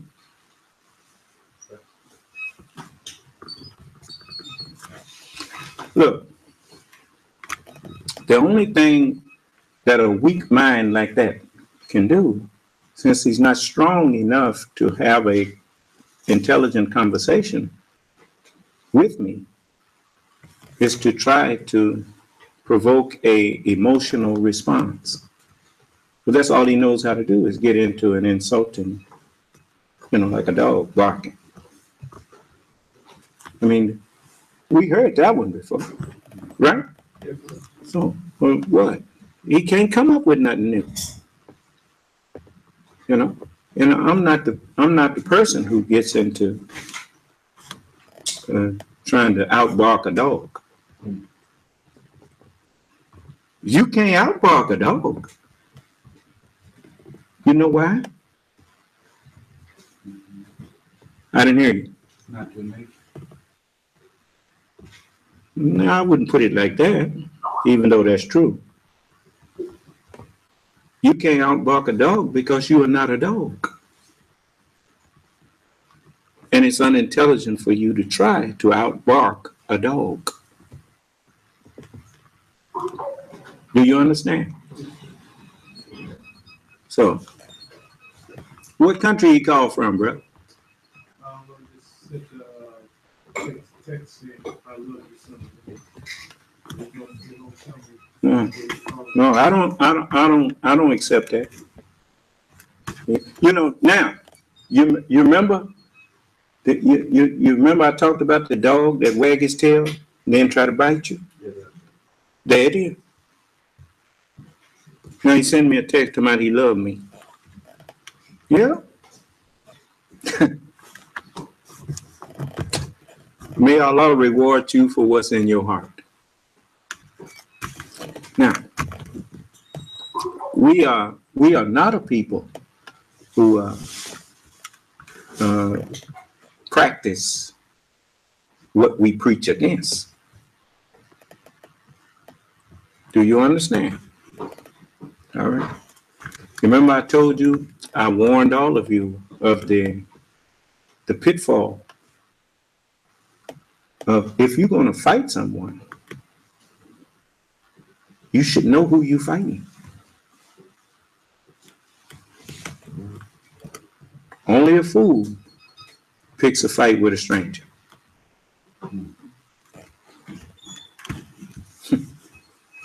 And so likewise, he thinks that I'm a nigga.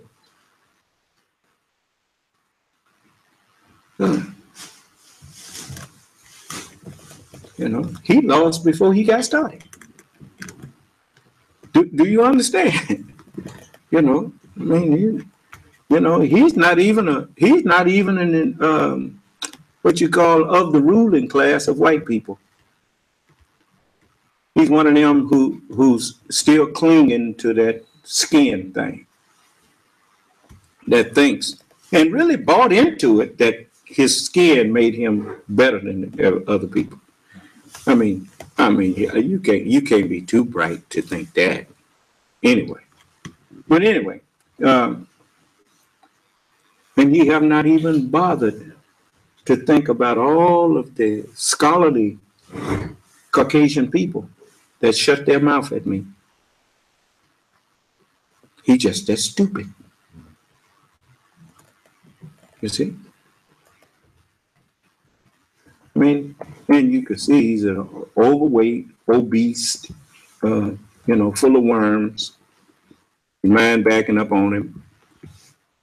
And actually the worm's eating him up now. And he's sitting up there, you know, when he go to the doctor again, he's going to find a lot of other stuff wrong with him. Well, I'm going to let you suffer a lot before you pass. And you deserve it. Yeah.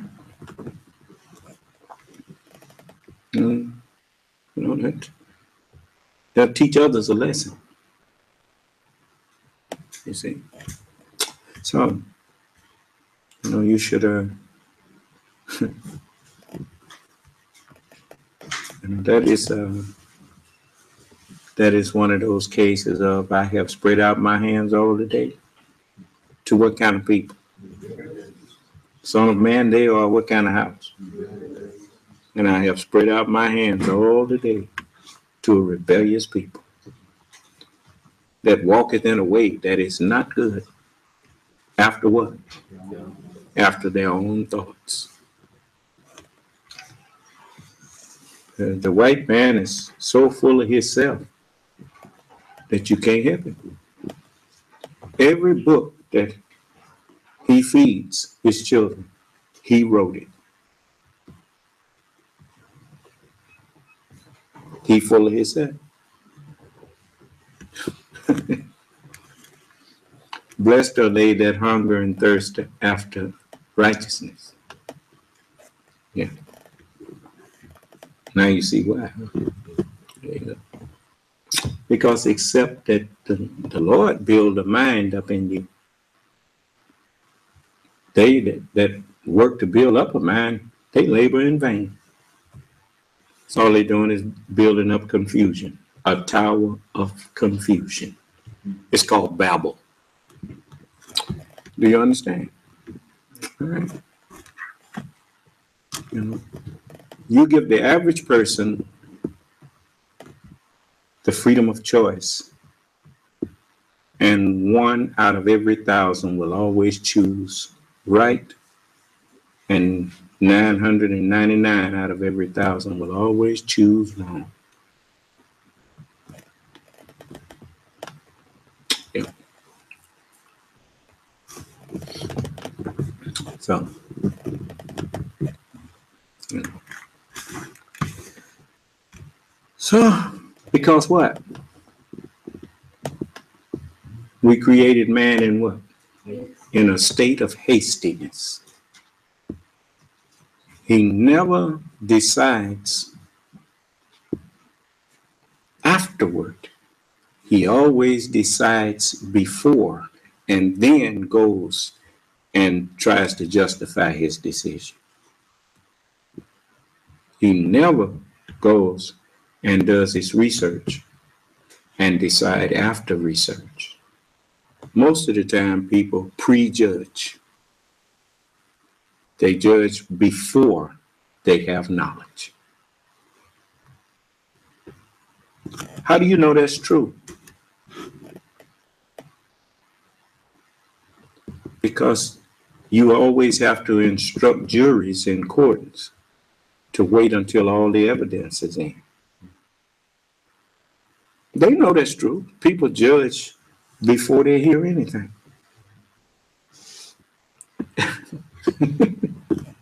So, now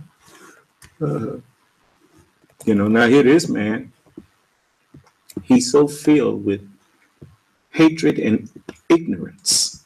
That's what bigotry actually is. It's ignorance. The word bigotry, it actually means to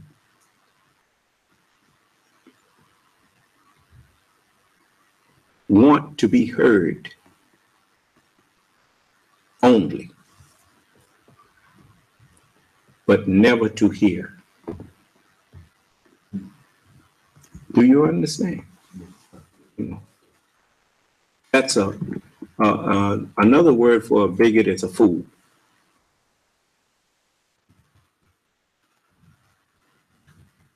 Because,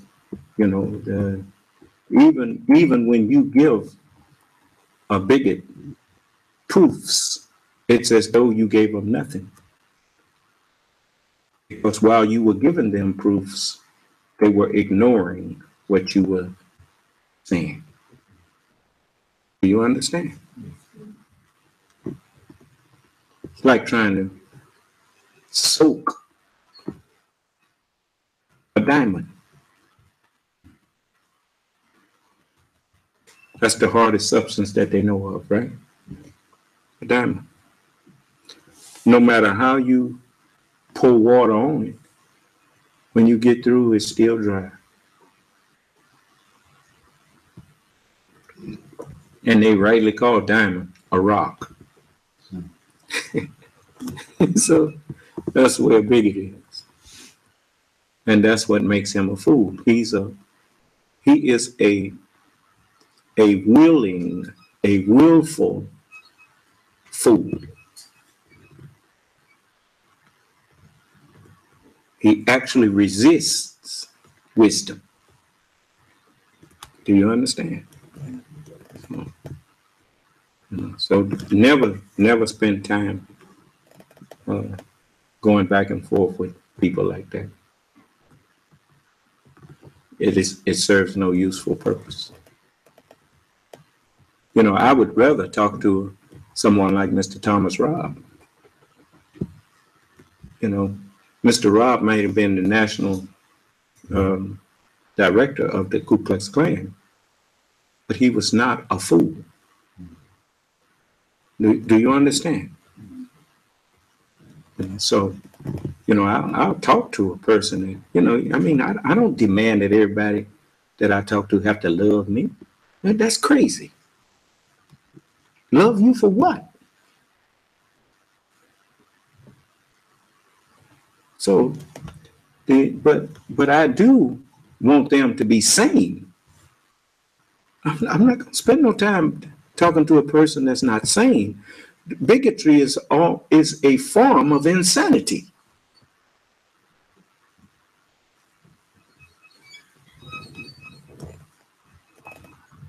It's like I tell you, why would you fuss at somebody if you don't want them to repent?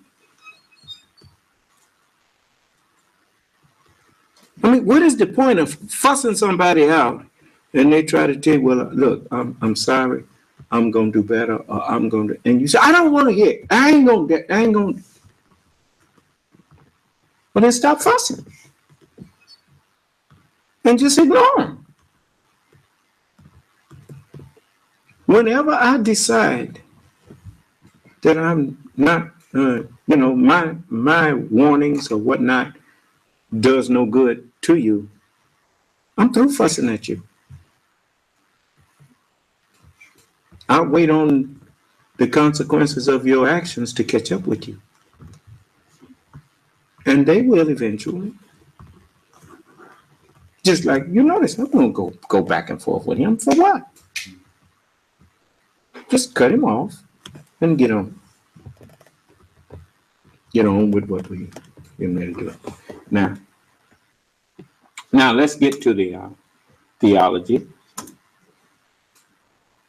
I want to align with time with ourselves. I know what you think. You heard that I was offered $10,000 for anything you like a word or mistake that you could find that I made. I still have that. For you, that's right. That's a good amount of money for you to win. Some of us have left on $10,000. You do fail the chance of winning it here. If you can find me telling you other than the truth. Not in the whole lecture, but in just one word. To get you $10,000 to carry back home, if I can get my brother back to sleep, so I can take it out of his pocket.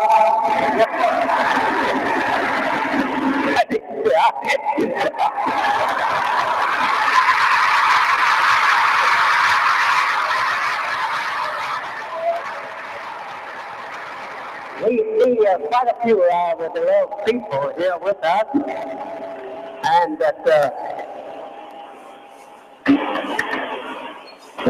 all of those good stuff that you said you had here. I knew I let them know the rules. I thought it was collected stuff you had here.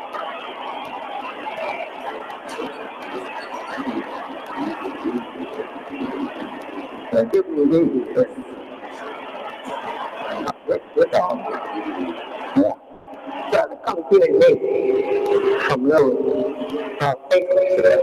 And I told him when I get here to let me know whether or not that there was a reluctance to take care of the people here, so that I could tell them that I'm just a little cynical and I'm not able maybe educational to compete with them. And after I'm through, I will give the stand over to them. I believe in giving everybody a chance.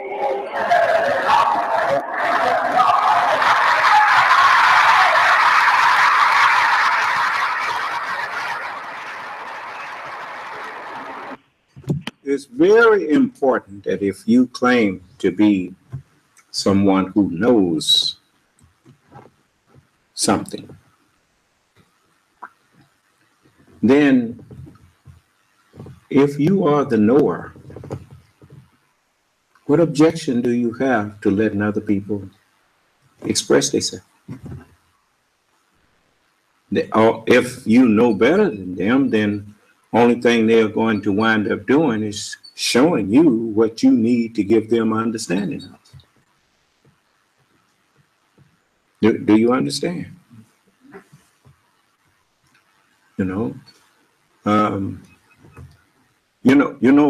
A fool can walk into he kind of like a hummingbird. He can fly through rain and never get wet. A fool can be in a room of wise men and come out just as stupid as he was when he left. You got to be pretty dense. You got to be willfully dense to sit and listen to me and come out stupid.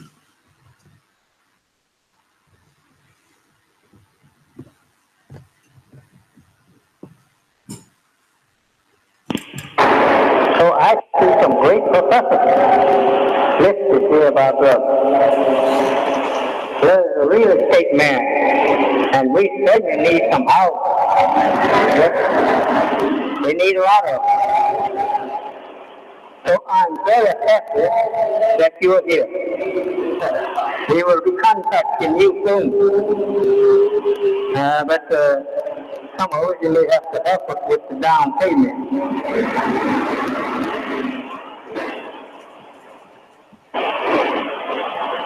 All of these real estate men, brother?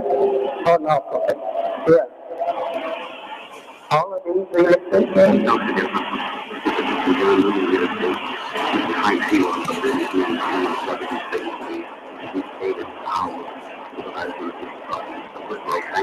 From the police?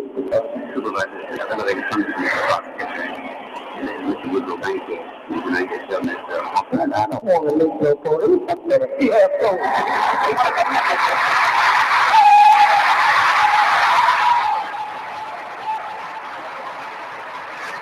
You guys said this straight. Well, I'll be going home.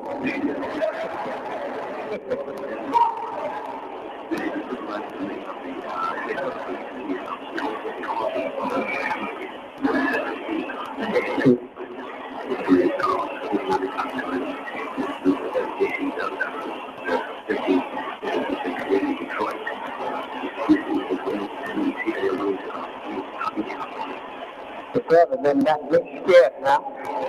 So I'm going to make him call these names up. I don't know who you got out there that text me, brother. You know, I talk to the open, and I talk about white folks,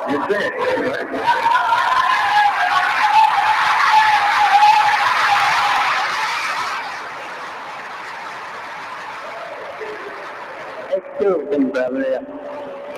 My little humor, I don't mean anything. But, you know, when you go to talking, say about policemen, somebody may start shaking. And we don't know whether he's after me or you. Brothers and sisters, and Mr. Policeman, feel at home. We're your brother. Because it's good what's wrong. You can be the high staff, or Cook County, or whatever office you hold, you still is our brother. And we come here to make that number.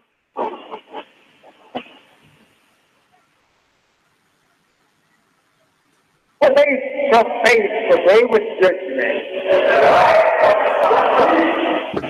And if we don't understand that we are face to face with judgment, we may be the losers.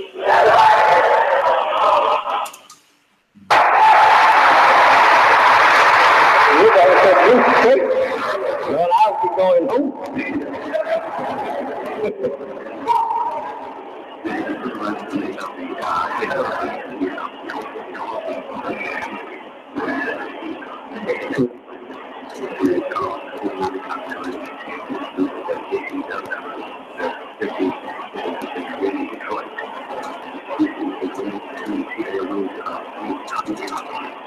The brother then got scared now. So I'm going to make him call these names up. I don't know who you got out there that text me, brother. You know, I talk to the open, and I talk about white folks,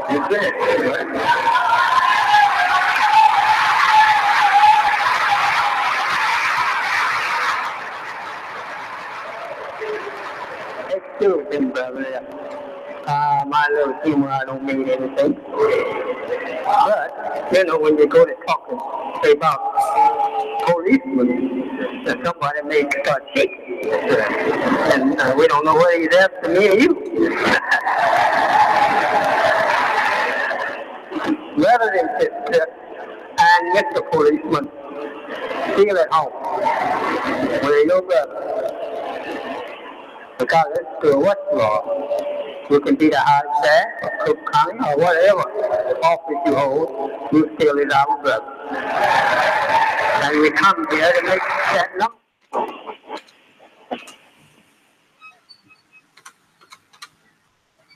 Face to face the day with judgment. And if we don't understand that we are face to face with judgment, we may be the losers. America stands before death. America is doomed to death. America is bound to go to her doom because of the way that she has treated us. What people don't realize is death means misunderstanding.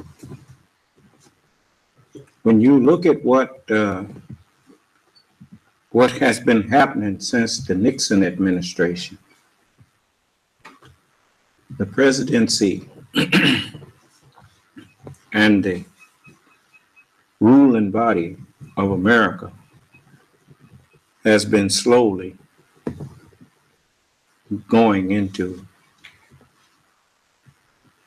ignorance, darkness of how to maintain their governing authority. The president of the United States have to come out in front of the American people and say, I am not a crook.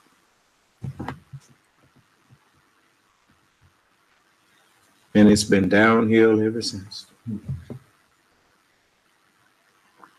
A house divided against itself cannot stand.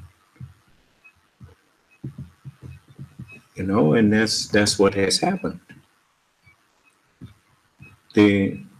Even the way that everything has now been taken over by a few people. The news media is no longer independent. It's a conglomerate. And what you find on one, when you change the station, you're still getting the same news and the same wording even. And the American people, the education of the American people has been undermined and made of non-effect. And because the word of God cannot be made void, it is written, as thou hast done, so shall it be done unto you. What you didn't realize is that Allah have power to back your mind up and make you do it to yourself.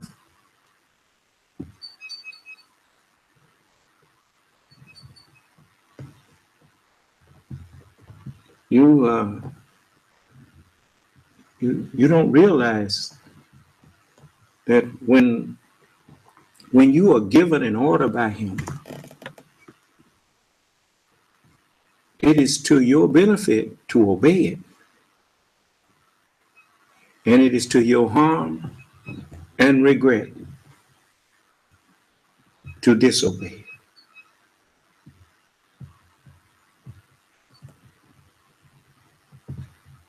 So the messenger was just telling you, yes, you know, America's headed for death. When a man wanders out of the way of understanding, he shall remain in the congregation of the dead. The whole world is in death now. And I am the resurrection.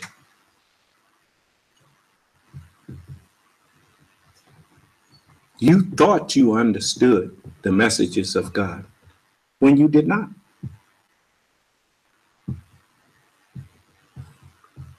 It's not called a day of resurrection because everybody is alive. It's called the day of resurrection because the world that you have come to know, that mind is no longer viable. If you try to hold on to that mind, you will go down with that mind.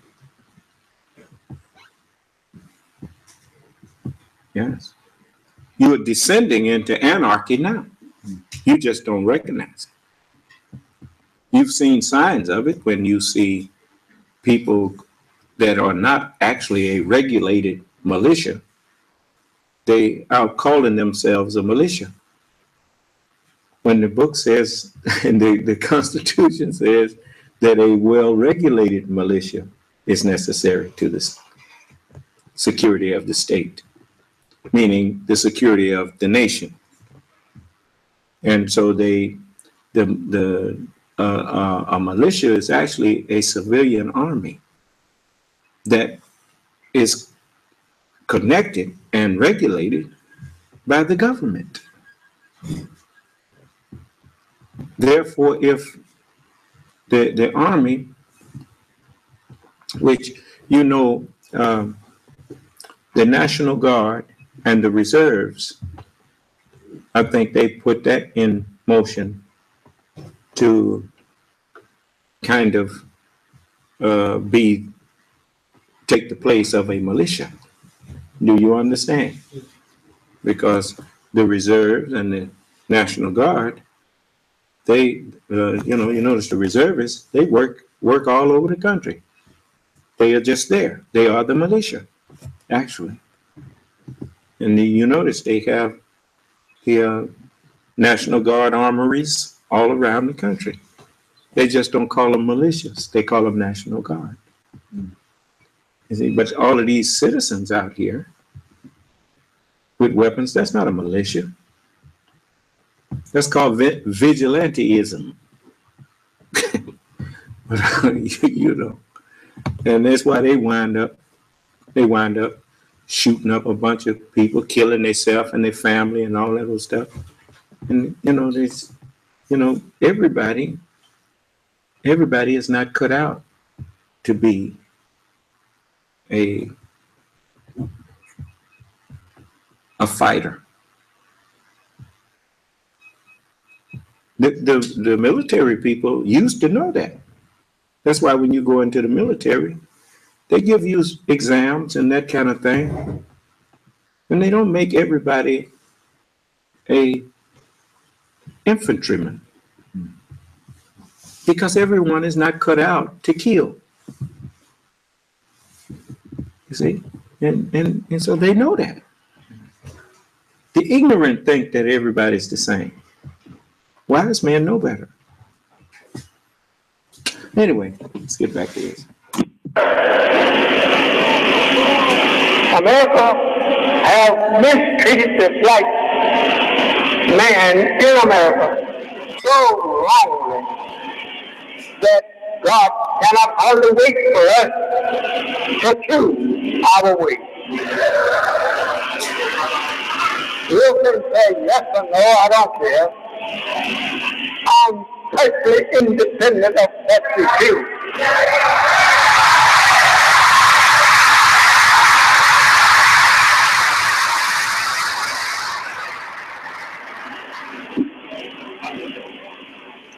God came to me in 1931 in Detroit, Michigan. He taught me for 3 years and 4 months in person. I was not dreaming. I was looking at him in person for 3 years and 4 months. He taught me night and day. I used to be glad to get a little sleep. When he would tell me, I will be back, I would say, I hope it's here long enough for me to get a little sleep.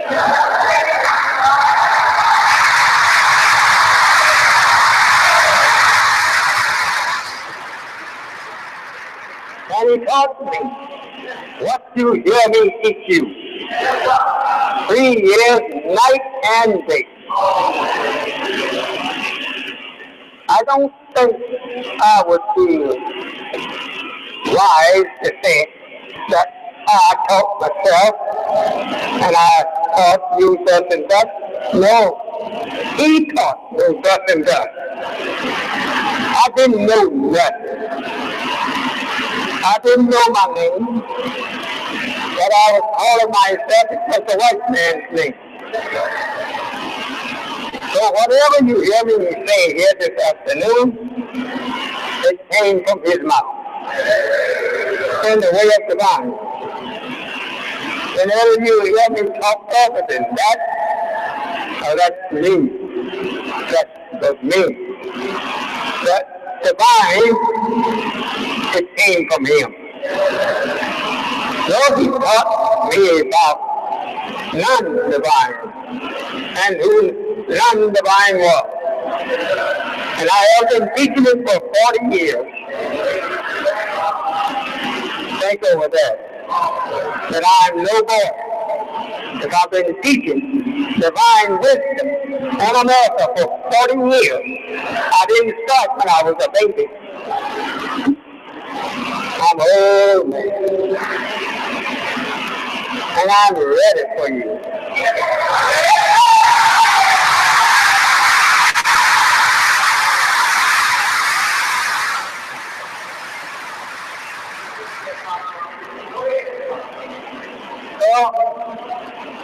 Today, we are here and we thank you for coming out to listen to what I have to say. Or rather, I should make it more clear what God has taught me.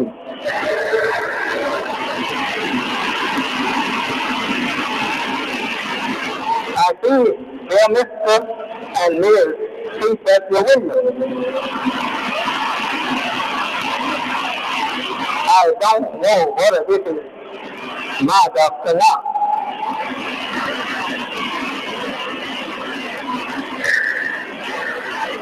It's from the church. You don't want to. Now, I want you to know that he spent 40 years. He had to wait on me that long. Now, I've been teaching 40.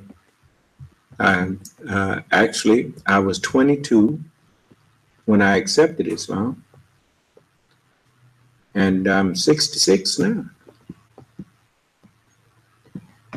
So I accepted Islam back in 73,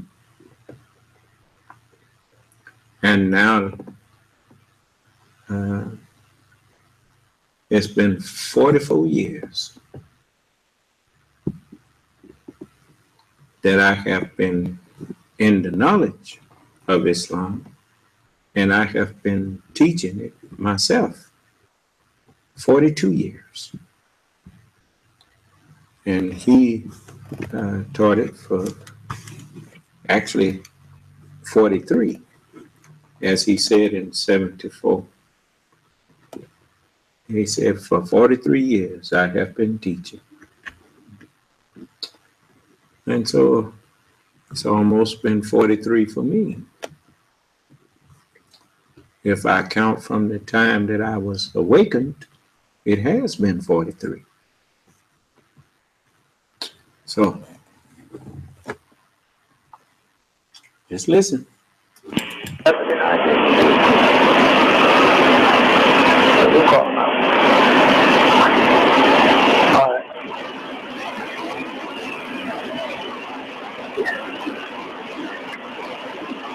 Give me all of these.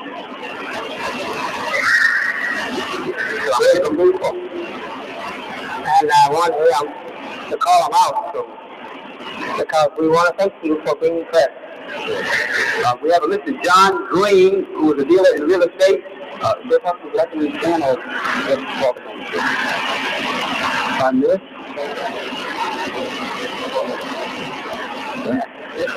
Let's call the name out in there. Then we have a Mr. John Green, who is a real estate dealer. Mr. Frank Sewell, a businessman. Mr. David Howell, supervisor for the elevator department, the police department. Mr. Woodrow Bankhead, the Office of Economic opportunities of the United States government. Mr. J.C. Douglas from the 13th District Business and Civic League in Detroit. Mr. and Mrs. C.W. Williams from the Williams Trucking and Hauling Company in Detroit.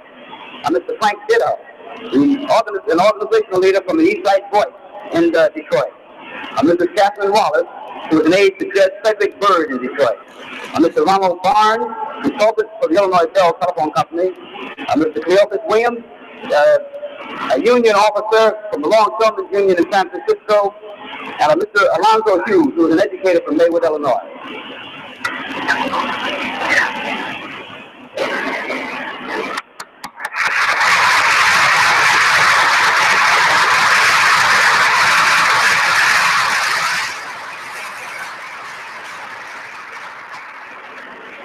We thank you for your presence, and we pray, our Lord, that you will return again. We are afraid that you won't eat enough this afternoon, but we pray that you will return. One thing we want to say to you, regardless to your profession, we still preach that you are our brother. Whether you want to say yes or not, you are our brother. All black people are the brothers of each other. You have been told that all people are brothers, and the way of being people, we are brothers. But we are not all brothers by races and nations. We have a stranger in our midst, and that is the white man. We are not brothers to the white man. He is a total stranger. He didn't come from the God that we came from. He comes from a made God, not a created God. If you understand that being a stranger, are you aware that the white man is the only man that don't have a history of worshiping anything when he was what you call savage in his beginning? He never was worshiping anything. The caveman wasn't worshiping nothing. When he found the Native Americans here, they believed in a God. You don't find no history of other people not believing in God some kind of way. Huh? But the white man, we made him completely, the mind that we put in him, we didn't teach him to worship anything. We taught him to worship himself. He believed in himself. He's the devil. And that's what he has acted on. So his mind was made and put in him. Do you understand? His God is a made God. The mind that's in him is a made mind. And they know it. That's why in the movie The Godfather, they call him a made man. You see? Yeah. And he can do whatever as long as he don't break the rules that they set for themselves. You understand? But his time to live like that is up now. Our God is a created God, and we are created people. But the white man is a made man. Yes? Now, our God is a created God. The mind that's in me has never existed before. It is a part of natural and part spiritual mixed. And the nation that we are bringing into being A nation of Islam has never existed before. Only the idea of one. But as we was taught about the said to be nation of Islam, the said nation of Islam, what is the birth record of it? It has no birth record because it haven't been born yet. It had no beginning nor ending, but now I am the beginning and the end. To begin something is to author that thing. To bring it to completion or to an end, then that means to finish it. I am the author and finisher of the faith. Do you understand? That's in the book. To him who is the author and finisher of the faith. Okay? This day have I completed, this, the Sabbath day, have I completed my favor to you. What do you mean completed it? I have brought you the understanding of that and opened it up to you, which you could not understand. And chosen for you submission to my will. Islam as a religion. Do you understand? All right. The sitting theme here with us. We've been just ever since that the earth was made. We was right there beside our Father that made it. And that we, the black people, didn't come from white people, but white people came from us.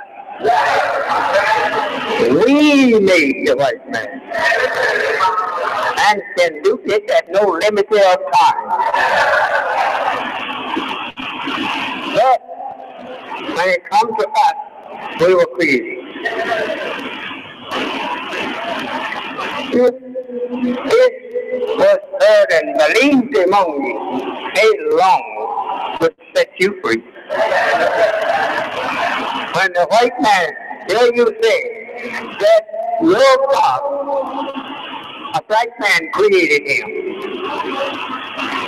or made him, but, and that you are a created man from a created man, that the white man is a made man.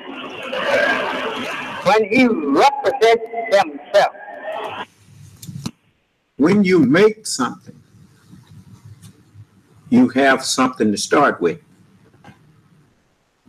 When you create something, you have Son of Man. You better say you're sorry. Sorry. Son of Man, I'm sorry for prank calling you. My mother found out that I've been prank calling you these past few months. And even though I don't agree on your things and some things, I am truly, truly sorry for what I did in saying some things like, Son of Man! And you're punished. Punished. What? I'm sorry. You can hang him up. So you don't, now what was I saying? Yes, when you create something, you start from nothing. You say, if it's just like the messenger said about us. He said, we must create love in our hearts for one another. Slavery eliminated our love for one another. That's why we could say things like, I'm not going to make that nigga rich. Because we were taught to hate ourselves. In order to keep us a slave, they had to keep us divided. And the way you keep people divided is you make them hate themselves. And that's why they used to make one slave beat the other. They made slaves fight each other. And that kind of thing. And then they would tell them how good, the one that won, he'd give him a reward. You saw Django? You know, that's pretty much how it went. Only that was more civil than it really was. And so even to this day, they still pit you against each other. You know how it was when you was playing football.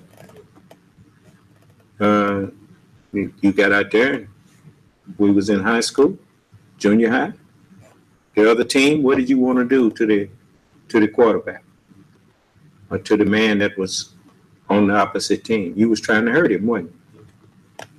They knew that those sport and play helped to create hatred and enmity between us. And he was wise in his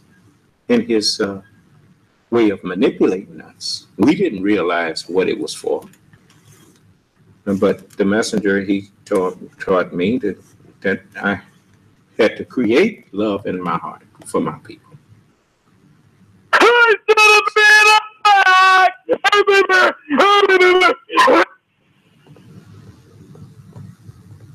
Fix it where that can't happen no more. Q&A session has started. So that is Q&A session started. That is what we, just like he lied and say his mother was. That wasn't a woman. That was just him. But anyway, you can, when people think that righteousness is a weakness, that's what the wicked think. That's people like him. That's what they think. And they say, watch this. And then they will pretend to be sorry for something they did. But he gets no forgiveness from me. He blew that. He blew that in past meetings. No, I do not forgive him. No.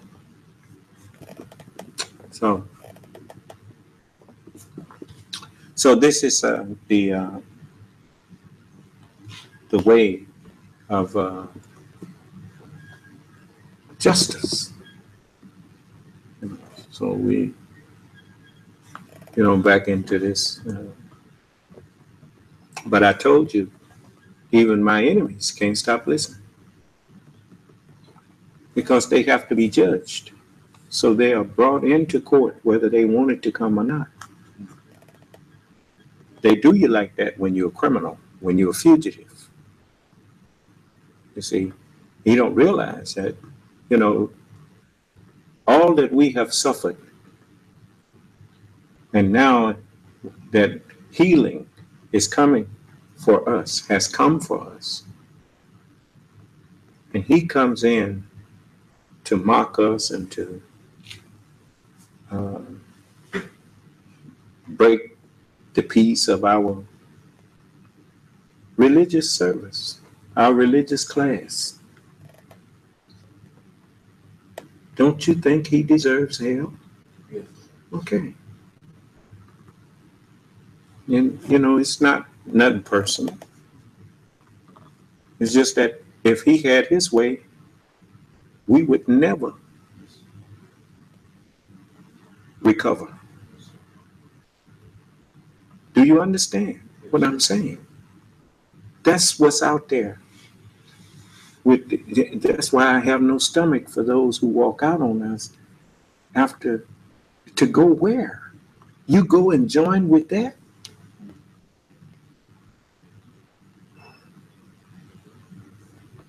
Okay. To you. He puts it in such way that you don't make a mistake. That he is not the created man, but he is the made man. That is the meaning of the word Caucasian. It means made Asian. And he was made from us, from our life journey. All of the people other than the black man are Semitic people. They come out of, the root of them is the semen of the black man. He puts himself into his place. But you put yourself out of place when you go and follow him and call yourself the same thing that he called himself. No, we've been here on the planet Earth according to the teachings of God to me in the person of Master Prophet Muhammad, to whom praise is due. Every since light has been into the total darkness of created man. They are not people that came here just 6,000 years ago. There are people that came here trillions of years ago. The white man is a made man from 1 hour 96,000 years ago. That's no time with us. We've been here for trillions of years. And if you try to put his time in our time to calculate it down to the number one man that created, you wouldn't hardly find a second to give it in time. Hardly will run into a second. Take 1 trillion years and divide it by 6,000 years. See what a little time you will have there. Then take 6,000 years and divide it into 6. The 6 trillion years. That's not as long time we've been here. Take the same 6,000 years, push it through the 6 trillion years and move it over to 76 trillion years, and you will hardly be able to find it.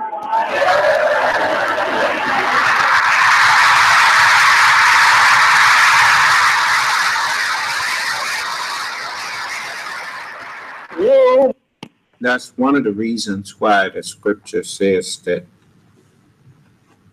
God winked at ignorance. A wink is a very quick open and close of the eye, of one eye. You see, the eye is open, close it, and open it back up. That little short time that the eye was closed before it was opened back up, you call that a wink. Very short time. 6,000 years is no more than a wink in time. They think that Elijah Muhammad don't know what he's talking about. Never heard of nothing like that. How could you hear anything like that? Calling a baby only 6,000 years old. Now how could we know anything about billions and trillions of years?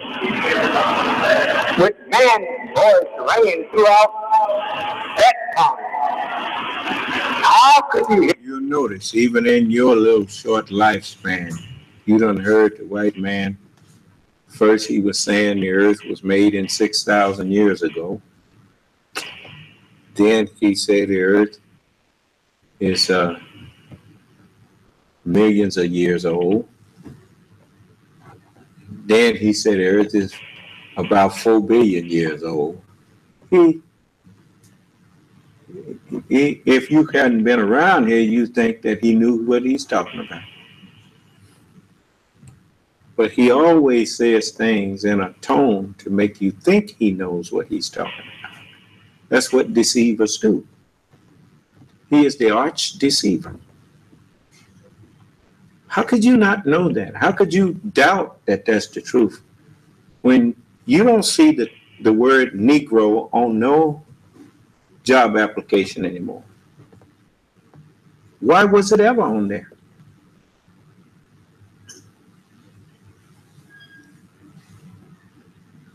I tell you why. Because as long as you believed the lie, he kept on telling it.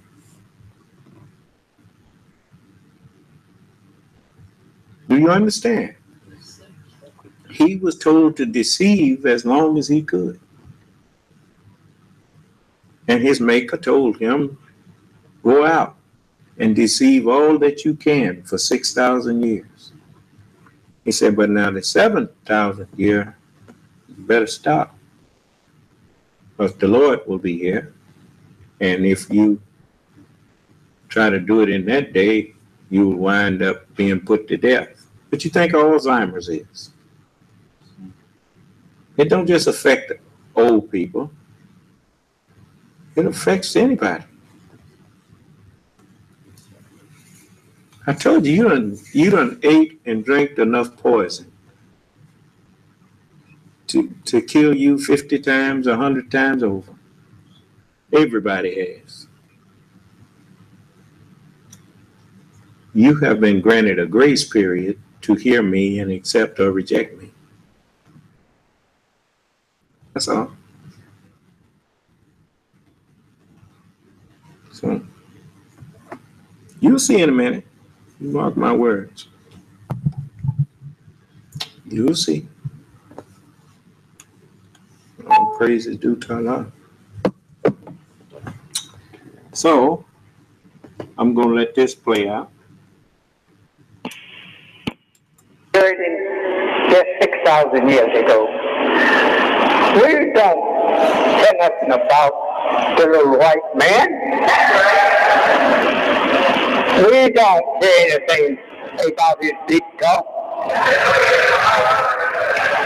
We know it's like a little puppy running along beside a great big hound.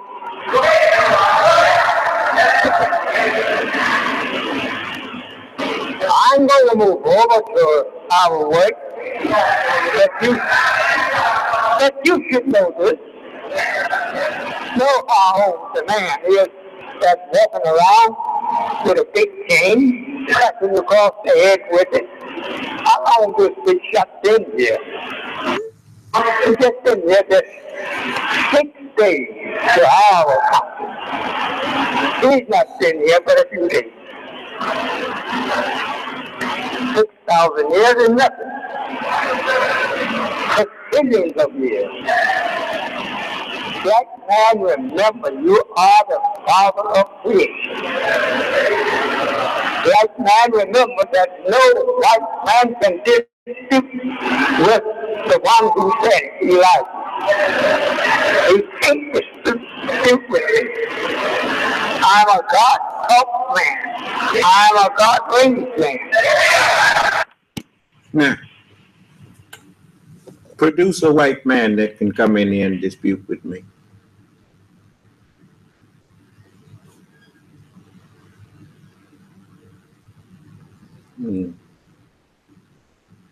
You will be looking.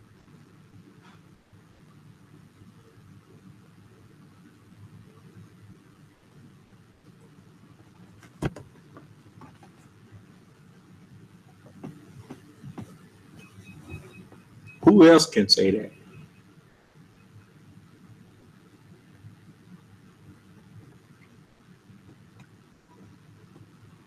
You know, bigotry is not the way.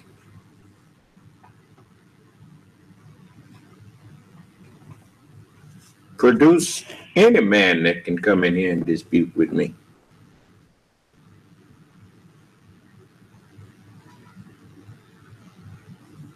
All you got to do is call us.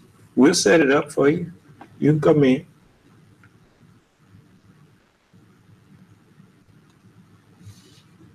You want to dispute? Then you think you know Allah better than me? And you come in here and let me question you. You notice the minute I start questioning them, he said, well, to me, that means, I didn't ask you what it meant to you. I asked you, what did Allah mean when he said it?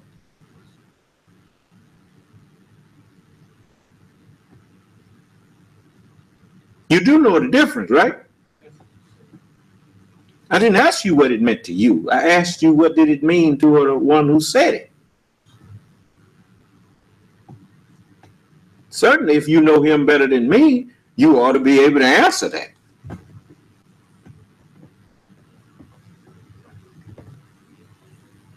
And that's why I can say these things and don't nobody say nothing. Do you understand? Yes. You know, except a fool, you know, like that one that we got to shut his mouth by fixing the phone. Well, we don't, you know, we don't have to let them talk if we don't want to. And so, you know, but he's sitting out there still listening. You see, the mere fact he's still listening bears witness that he knows I'm speaking the truth. But he can't do nothing about it. He hates the truth and can't do nothing about it. So he do what they wish they could do is kill me. That's what they wish. You know. But do you see me walking around looking over my shoulder or jumping every time I hear a firecracker or a gun go off?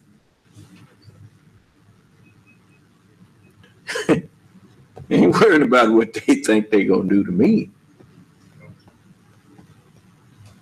But just wait and see what happens to them. So let's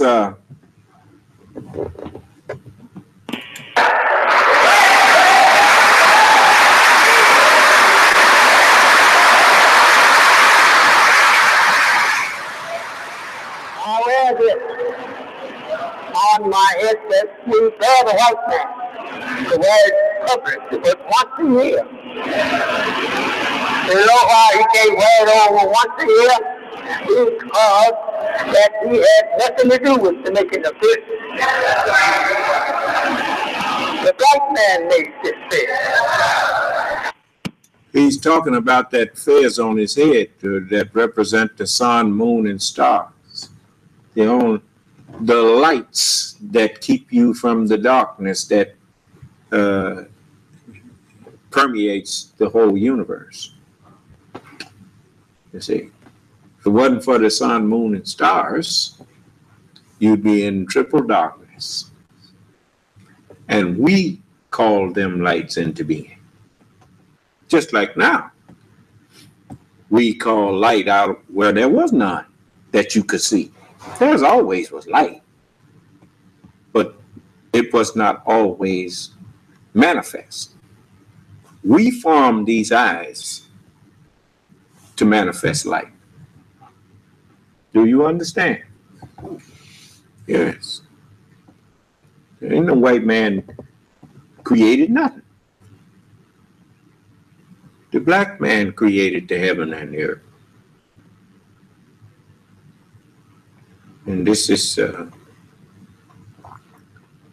we told you we made the Holy Scriptures. And you see us stand up here explaining them. Do I say I'm guessing this means this and this? To me it means so and so. Or do I just tell you what it means? And then I show you that it say it mean that. Now how did I know where to go and find it? I'm the rightly guided one. Because my God is the truth. They kind of gave you a little hint to it. How many of y'all saw Green Lantern? You remember when the Guardian was about to die? And he let the ring go and choose another Guardian? Huh? The ring chose him, didn't it? Yeah. Yeah. Truth finds its own house.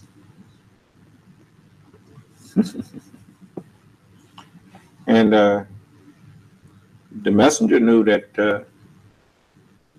the truth would find its way to me because I was born for this.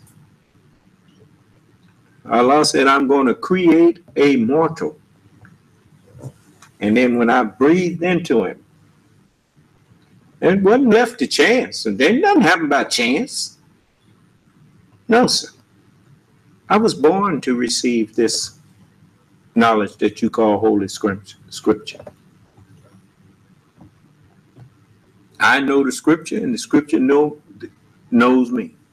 It foreknew me.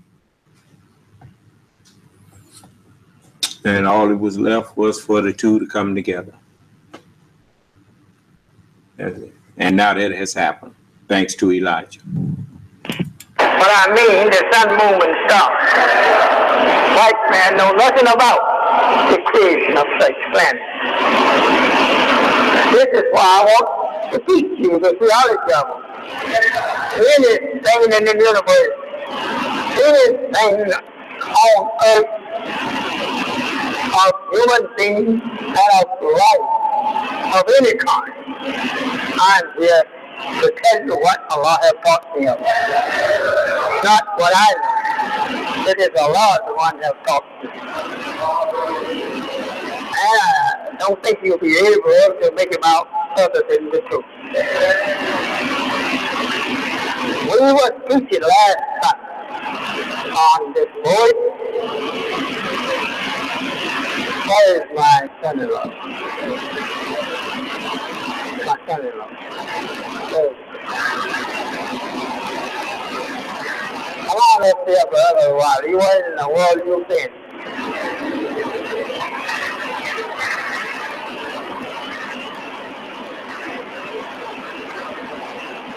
Is that your mate? Is that your mate? Or do you raise your head and deal with your mate? You know, in this Negro, we have a very, very awful prophesying. And one that is kind of frightening.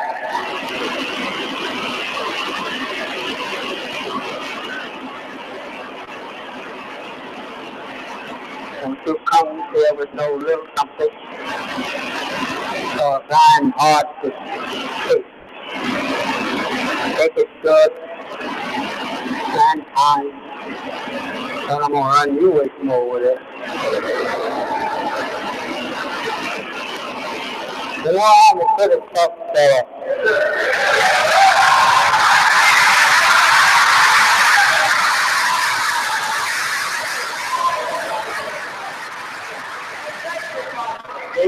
Yeah, all of us are the same. I'm tough to get along with when it comes to the teaching. Because I take the teaching seriously. You know? And so I like to be surrounded by others who take it as seriously as I do. That way they don't get angry with me when I expect them to handle things. You know, the Negro is such that he gets angry when you treat him like a man and want him to live up to what you expect from men. Children always think they can make an excuse for why they didn't accomplish something. Men don't offer excuses. Men give you results.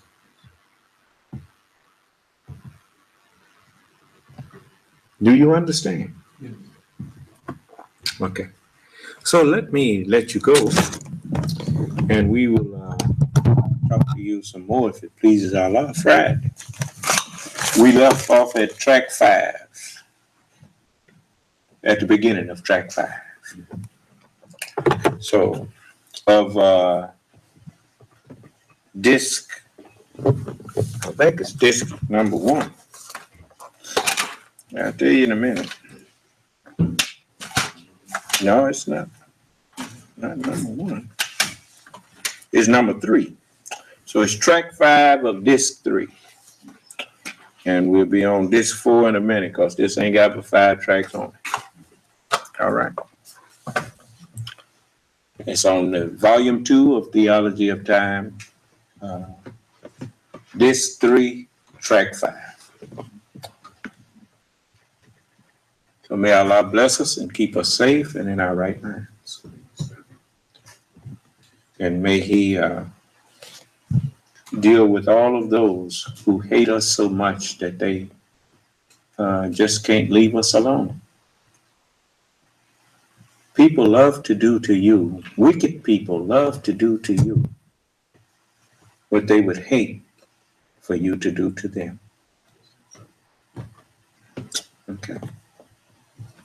May Allah's salam alaikum.